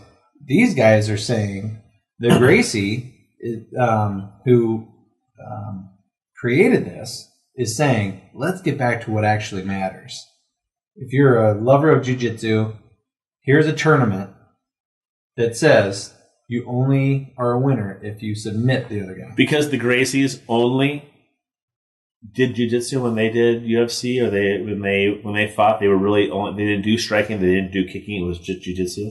No, they struck and they did some kicking, but their main thing was jiu-jitsu. Their main thing was what we teach and what our family practices is the most effective. The most effective, best style of martial arts there is. Right. And when jiu-jitsu tournaments started getting huge, and they turned it into like getting points, Right. in the tournaments, it got away from people trying to submit and having to be risky and really going for something. Gotcha. Instead, they would just try to gain points, and it was getting away from what the Gracies say was Crazy. This is much more of a watching like a it's dude. much Just a rolling jiu-jitsu around with match. you, I watch this and I think, oh my god, I would be just completely fatigued already with what they're doing, and it doesn't look like they're doing much. But how? Oh, he's clamping his leg around somebody else's leg who's trying to pull it out if he wants to. But I mean, come how on. he is controlling the guy who's on the bottom is not in danger. Right. He's in the dominant position. That's the great thing that's the thing that amazes me about jiu-jitsu is that you can be in a position where normally people would say, oh, you're in deep trouble. It's all good. My point to all of this was Sure. Metamoris might be the next UFC. It might be the next Wait, so thing. that's not going to happen. I don't think so, because American fans want to see striking. They want to go drink some beer and watch some blood flying around. And guess what? I'm one of those. I want to see striking. I want to see the whole rigmarole. I think you really have to have a passion for jiu-jitsu in order to become... Yeah, that's impressive. I mean, that's impressive. Oh, of course. For sure. It's amazing to watch, and that there's two guys who did that for 20 minutes who are both the top of their game is really impressive. But that's going to be because there is an entertainment value to the UFC. I would like that. I would watch this over the UFC. This is cool. You would? Oh, this is awesome. This is really fun to watch. Chael Sonnen. Yeah, but isn't he? He did one. Yeah. How did he do? Do you know? Not so telling good. you. Not so good. I want you to watch it. Now, Metamoris is a pay-per-view website. Oh, it is. Mm-hmm. But, people watch it and then they put it on YouTube. So. But yeah, this is a pretty amazing sequence Look, of leg Eddie locks. Bravo's going, he's just gritting his teeth, trying his fucking hardest to get him to tap. Not working. No. 5 seconds. Wow. He's going to feel great once he gets out of this position. I was kind of hoping to see him get up and move. The crowd around. really appreciates it. Yeah. Big time. Those, I think, are just the hardcore. There's the Eddie Bravo and, the Hoist Gracie and Eddie Bravo thing. But anyway. Yeah, that's pretty sweet. Thanks for showing. Yeah, Showing Metamoris, that. man. I like it. That's pretty killer. When you were talking earlier about the goats and you had to have a championship. Now, when you look at this guy who easily could be the GOAT of knee locks. Oh, sure. If he doesn't have any championships, is he out? He has a championship. Oh, he does have a championship. Yeah, he's the current World Series of Fighting welterweight champion. But let's say he didn't have a championship. Would he be out? Out of the running? Yes. Even though you're looking at just knee locks. Right. Wow. Yeah. I mean, I'm one half of the bandwagon, so Rob would have to weigh in on this with me. And that's how a lot of times how we get to the bottom of things like that is we kind of talk it out and we get to a mutual understanding. And a lot of times he puts things in a way that makes me say, "Oh, okay, well that makes sense." But my initial reaction for me, sometimes my initial reaction to that question is, no, there'd have to be somebody else because championships are they're paramount. They're huge. So all right, it's just like the Seminoles they won. Yeah, you can't be a GOAT without a title. I mean, it just doesn't seem right. You know what I mean? It doesn't feel right. It doesn't feel right. No. You know what I appreciated from your podcast was you went through the top wage earners or the top, what was it? The wealthiest retired athletes. Yes. Yep. I was amazed by the fact that so many of them were golf. I think 4 out of 10 were golfers. 40%. It was amazing. And 0 football players. 0 football players, correct. There were some NBA stars. Shaq was in there. Michael Jordan was in there, of course. Pele was in there. Did you ever see Jon Stewart? Pele was on Jon Stewart's show, on The Daily Show. No. And Jon Stewart was a huge soccer player in college. It was like he's like a fanatical soccer person. And he's short, low center of gravity. And so Pele was on, and Pele came out with a signed jersey and gave it to him, and he walked out. And you would think that he was going to faint, Jon Stewart.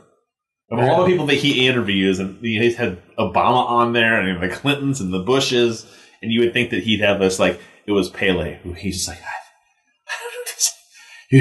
I mean, oh my God, I think he was like beside himself. It was crazy. And I mean, worldwide, people are like that about soccer.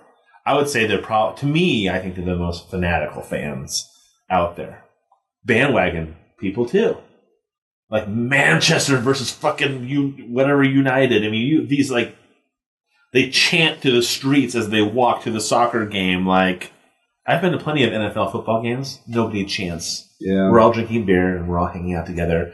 Both teams, both fans are hanging out. Hey, how you doing, man? Hey, where are you from? I'm from here. Oh, cool. You're such and such fan from here. I mean, it's so nice and nonchalant. I will say that we were extremely happy, Rob and I, when World Cup was over with. We were just like, okay, do we have to keep hearing about this stuff on TV, on ESPN? Okay, good. It's over. 4 years from now, we'll have to deal with it again, but we're good for 4 months. We're good till then. Yeah, exactly. You probably listened to our most recent podcast. We talked a little bit about the GOAT when it comes to greatest campaigner of all time, presidential campaigner. And Rob and I had a little bit of a discussion about this because he thought it was George W. Bush. And I said Barack Obama, by far the best campaigner of all time. Because he got so much money and then went completely opposite of what all his campaign promises. And then he still won by a landslide on his second re-election. Yeah. But Rob came and fired back and said, ho, wait a second. He said George W. Bush went up against some big names. A former vice president, Al Gore, big name. Big name. John Kerry, a huge big name senator who's also a member of the secret Yale Society, Skull and Bones. I mean, just a huge... Well, but then so is George W. Bush is also part of Skull and Bones. Sure, of course. But we're talking about who did he go up against? He went up against some huge, big names. You would think for sure Galbor. What the fuck? Al Gore. Al Gore for sure is probably the biggest one. That's why I think he makes him the GOAT, probably. Right. He beat Al Gore. Well, see, we didn't really know who the GOAT was because then if you take a look and see who Obama beat, if you talk about primaries, he beat Hillary Clinton in the primaries. So that's pretty good. Sure. But who did the Republicans put up against him? They put Mitt Romney and John McCain. No names, literally, political no names. I don't know. John McCain, I would say probably he was pretty well known, and I thought that was going to be a tough run for him. Yeah. When he picked Palin, I knew it wasn't going to happen. He's no Al Gore. Al Gore's the big man. Oh, you're right, but I think John McCain he was one of those back then though. He was one of those guys who was like across the aisle, kind of like friends with people. I mean, he was on Jon Stewart's Daily Show all the time before he became this too old, really right wing, crotchety old guy. He was considered one of those guys who went across the aisle to work with people. Yeah. Anyway, we couldn't figure out who the GOAT was when it comes to campaigning. So we thought, if possible, we could push for a constitutional amendment to try to get it to where you could have more than 2 terms as president, then have our dream match between George W. Bush and Barack Obama going at it for the presidency. Wouldn't that be awesome? That'd be great. Did Clinton go too? He went 2 terms, yeah. Reagan went 2 terms? Yeah, George H.W. Bush only went 1 term. He could go again, so he got beat by Clinton, remember? I mean, couldn't Reagan be the GOAT? Reagan won by landslides, sure. Sure. But, gosh, I don't know. It's tough. We have to have more names in the conversation. Well, the hard part is that you start talking about different eras. Because, I mean, Barack Obama, and I would even say as far as, no, probably not Clinton either. No. Barack Obama would have to be the GOAT. What would be hard for me to say he's the GOAT because he had social media on his side. And that's such a game changer. Because Reagan probably, well, I don't know, it could go both ways. Because, I mean, if you have social media on your side, it can go both ways, good and bad. We could do a whole podcast about this. I mean, there's a lot of factors we didn't discuss. We just kind of haphazardly just stumbled into the topic. It's a great topic. It's a great topic. Great topic. You could argue that FDR, having served 4 terms, is the GOAT. But, who knows? Sure. I would say that's the GOAT if we're going to go off of terms. Right, but we're talking about greatest campaigner, the GOAT when it comes to campaigning. Who knows what kind of campaign? And that would be really difficult also because now you have, Stephen Colbert had, what is it where you can donate to certain unrelated groups? You can. Oh, you mean his? What was Stephen Colbert? He had a box that you could. He had Kickstarter. It was like a Kickstarter. No, it was a 543 or some kind of like campaign finance thing that he started with this last. Well, yeah. He was saying he was explaining to people. He had his lawyer on. He's like, okay, so what? I can't remember what exactly was that called. All right, you'll find out. But that was a big game changer because as soon as that was legitimate to give as much money as you wanted to this third party, and then this third party, once it got into the third party hands, it just vanished. They didn't have to. They call it dark money now. Dark money. Dark money campaigning, where you just don't know where it's coming. I mean, that's why things got so bad. The Koch brothers started doing positive Coke commercials, not about campaigns at all.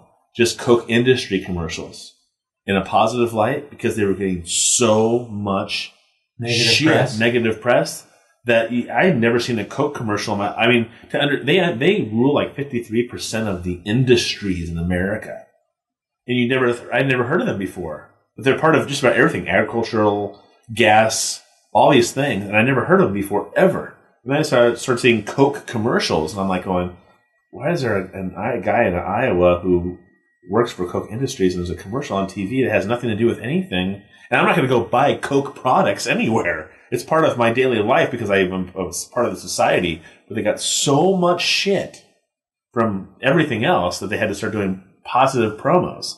So it must have been cutting into their bottom line pretty bad. How would you feel, Rocky, if you basically owned 53% of the United States? That'd be awesome. Right? Yeah. You would feel like a king, right? I'd be like, go. And then out of nowhere, all these shitty little campaign advertisements start coming up about how evil you are. I'd squash them with my money. I'd take my 53% and squash them. I would.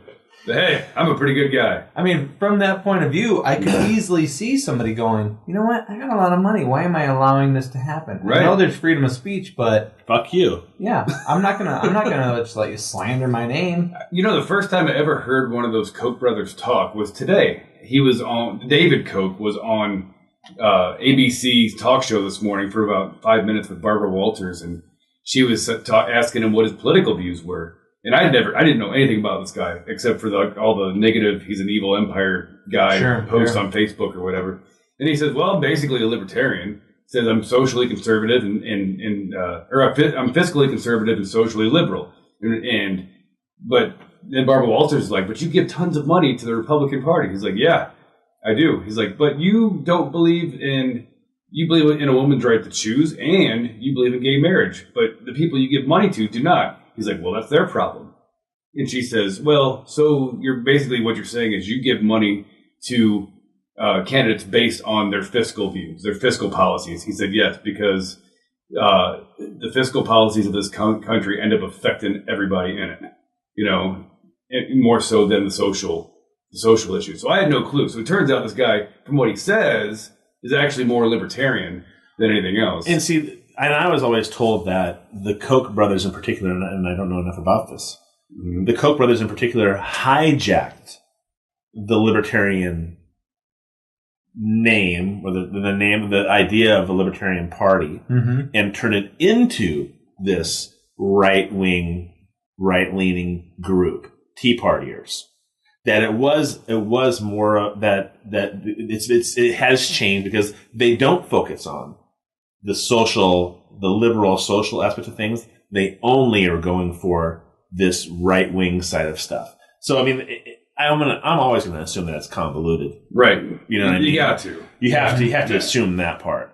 But when I remember talking to somebody about the idea of when the Tea Party first started.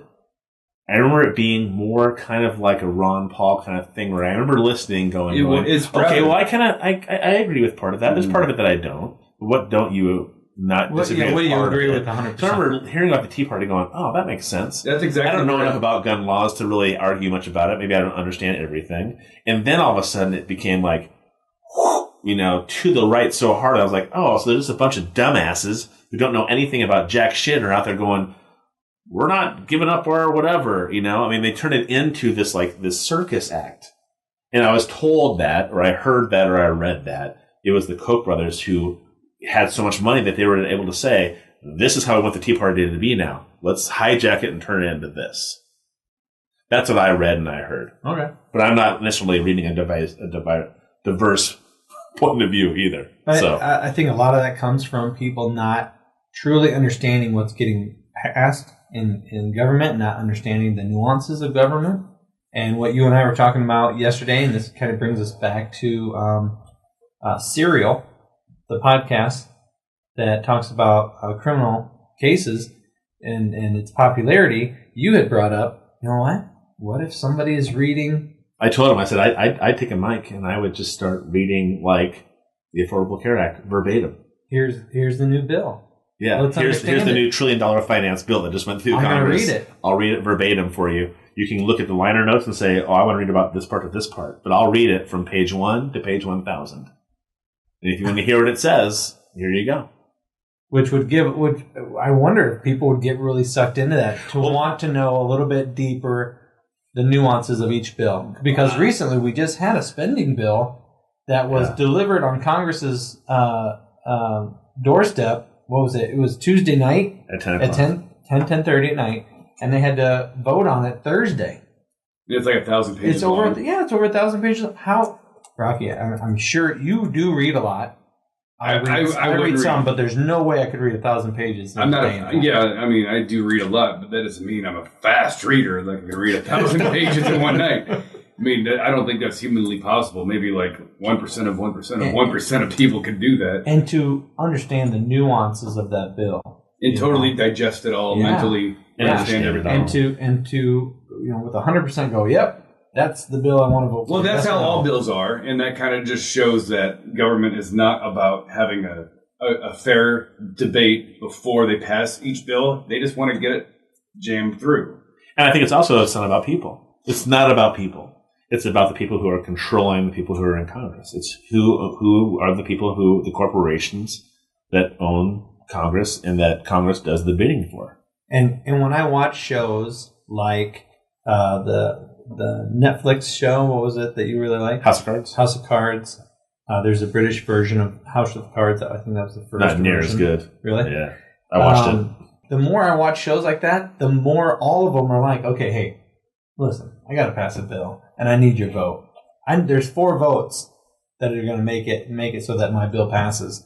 How can I get your vote? Oh, so you need something. Let me put that in that bill. Now I've satisfied what you need, so I can get this vote. You can give me your vote.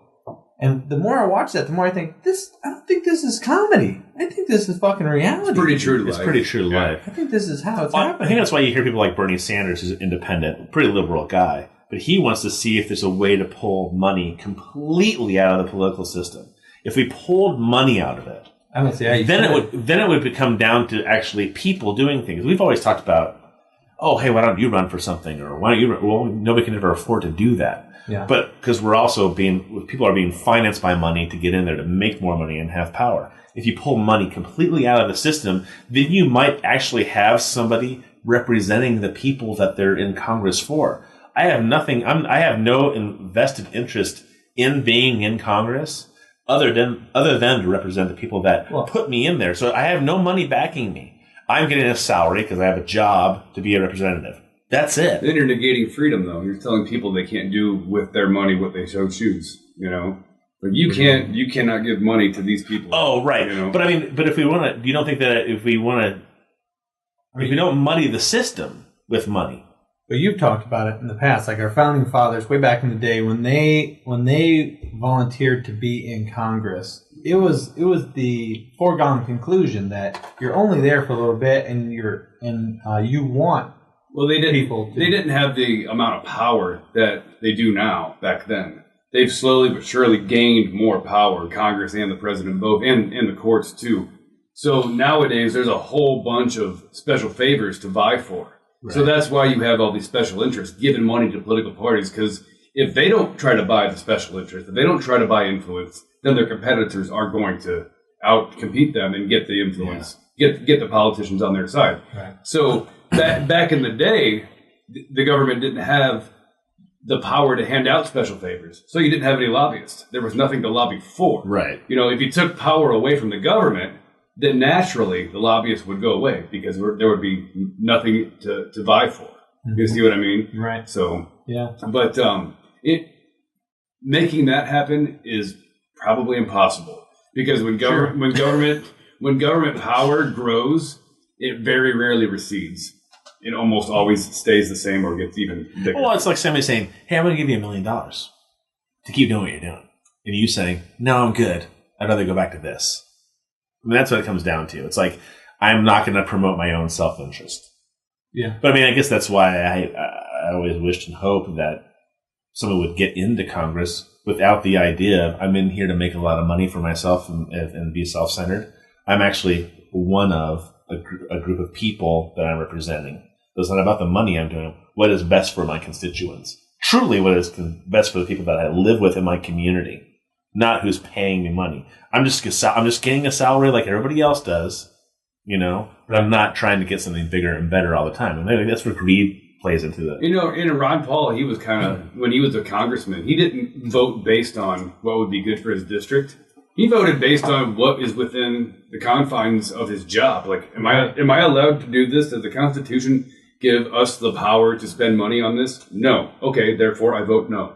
Even though maybe it would have benefited people in his district. He would go back home and explain to them, yes, this would have created X amount of jobs here in our hometown, but you know what? It's not within my powers to do so. That's why I voted no. Yeah, and I am always amazed by how long Ron Paul was able to stay in government with that ideal, because that is a minority. Right. Well, he really connected with the people in his district. They really understood what he was all about, and they respected it, and therefore they reelected him 4 or 5 times or whatever. But when he was on the national stage running for president 3 different times, each time they kind of the media was against him.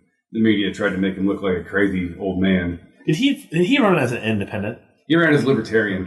Yeah, in 1988, I think. God, I wonder if there's a way to. It's all about perception. So it's like I almost wonder if he could be. I mean, Bernie Sanders is on the liberal side, very popular because he's an independent. He's not a Democrat or a Republican, but he's definitely very liberal. Mm-hmm. But in what way, like fiscally or like socially? I think socially, because socially more than anything else. Because I mean, I would say that he's probably. I would say that when it comes to I'm blanking, not socially, but fiscally, probably much super liberal, probably opposite everybody else. Gotcha. But because he's an independent and he goes against both parties all the time on things, he's very popular. So it's almost like you wish you could change the title. So if Ron Paul, I mean, is libertarian now like this, boogeyman kind of title, and so libertarian is pretty much just Republican, everybody thinks, and so now we're going to dismiss him. Well, it's like all these titles get just fucking with my head. Now they're kind of connecting the title libertarian to Rand Paul nowadays. They're saying he's like the libertarian wing of the Republican Party, which is pretty accurate, I would say. But he's not religious, though. What's that? He has a lot of religious kind of points of view, doesn't he? Yeah, I think Ron Paul did too, but I don't know. You didn't hear about it, though. Right, because he kept it out. He didn't think it was ever relevant because he never let his religious beliefs affect his decision-making as a politician.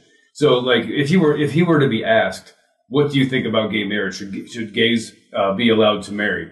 He would say, well, I have my own personal beliefs about that. He's like, but I would not stop government from recognizing marriages between men and women or whatever, because it's not my right to say what's right and what's wrong there. I mean, I'm not going to affect your freedom as long as it doesn't infringe on other people's rights, that type of thing. Because I think he was against it personally, but he would not use government to prevent it. Right. And see, I would have friends of mine. That's pretty awesome. Yeah. Yeah. And have that power to be able to, blur the lines and go, that's how I personally feel. Right. Right. Exactly. I mean, it's a hard job. I mean, it would have to be a hard position to take. Yeah. But I mean, I was thinking about this today. I was driving over and I wasn't thinking about you, even though you're on my mind quite a bit.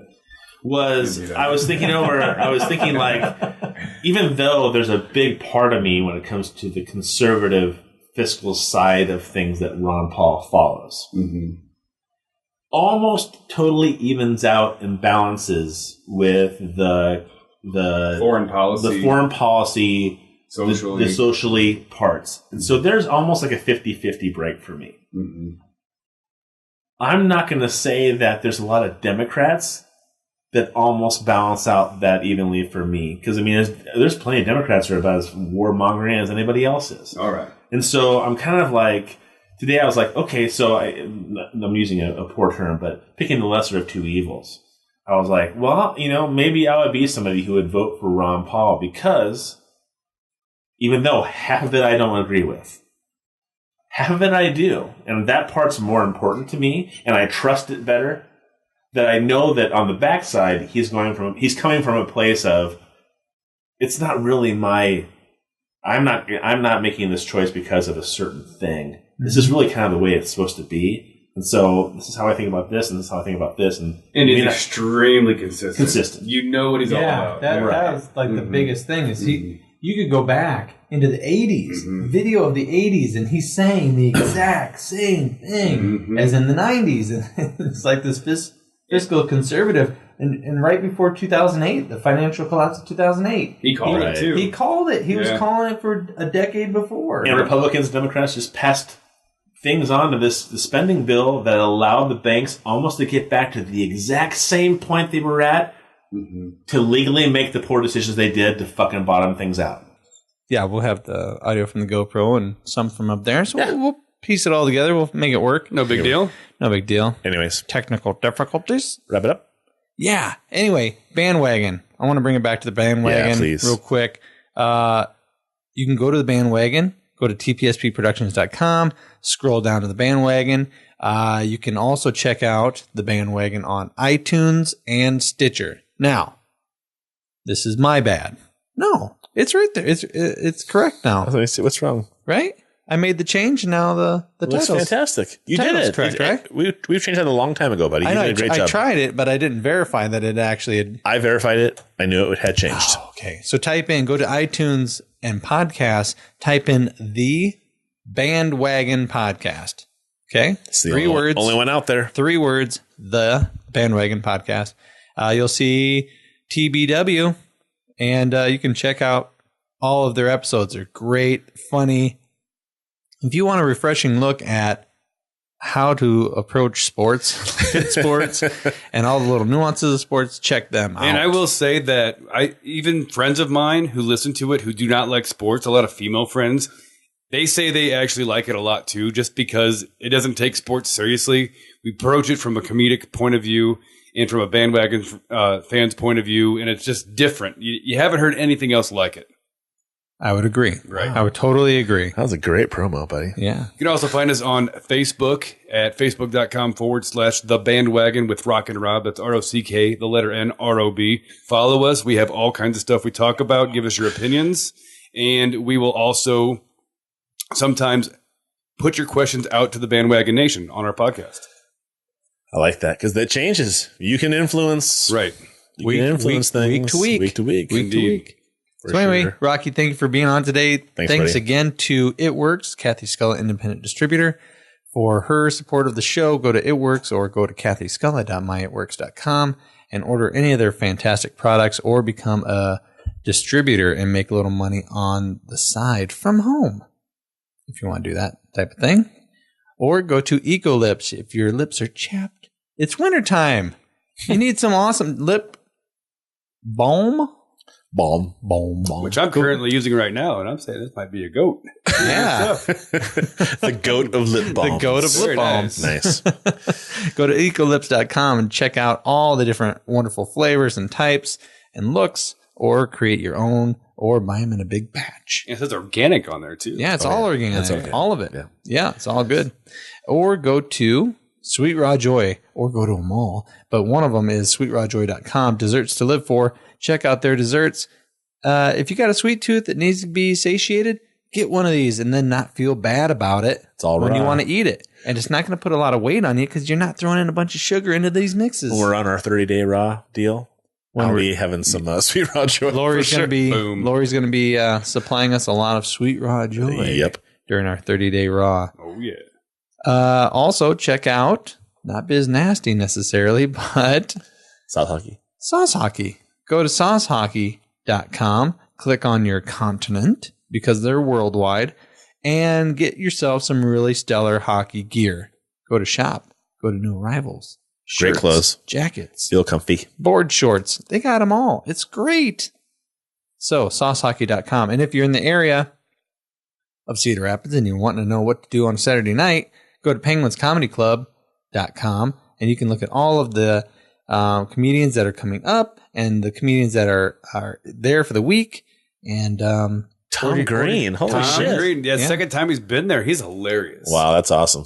I'll be there for that one this time. That would be great. 15th, we should Oh, all yeah, go. definitely. Be great. And the podcast will be out by then. So all of you who are listening to this, check out Tom Green, January 15th at 7:30 p.m. at Cedar Rapids, Iowa, Penguins Comedy Club. And last but not least, Cards Against Humanity. I just love that little game. Makes me so Wonderful. happy on the inside. Check out cardsagainsthumanity.com. Order your own pack, download it for free, or be an awesome person and purchase it for $25. that's right. It's like apples to apples, but an adult version. Yep. So if you like that, playing it with your kids, purchase this, but don't play it with your kids. Right? Yep. All right. And Todd, Yes. why don't you take us on out? How would everybody else follow us? The best thing to do is go to tpspproductions.com. When you're on there, you can go to shows and you can click on that and it'll take you right to the Primal Scream podcast. While you're there, you can follow us on iTunes and Stitcher, download us, review us, favor us, all those wonderful things. Go to facebook.com at TPSP Productions, or you can go to the Primal Scream podcast on Facebook. Like us as well. Follow us on Facebook. Also go to YouTube. That's a great way to see what Matt looks like and what the back of my pack of hot dogs neck looks like, as well as follow us. It's a little bit more fun to look at. A lot of people pull up YouTube, play the podcast, and then close the window and listen on their computers, as well as you can go to Twitter and follow us on that. And then once in a while, I hop on my blog and I update it and talk about things that are bothering me or things that I think are wonderful. So, sound good to Is you? that it? That's it. All sounds great. I think you did a wonderful job. You're a sweet hell of a guy. Indeed. Indeed. Now let's see if I can get this damn thing to work. Who knows, right? Anyway, Rocky, thanks for coming in short notice. No problem. Had a great time, buddy. Always Yeah. fun. I was thinking, am I going to get into the political stuff? I don't know. Let's talk bandwagon. We just dipped our toe in the water. Yeah. So I'm Matt. I'm Todd. I'm Rocky. We'll see you later. Adios. Good night.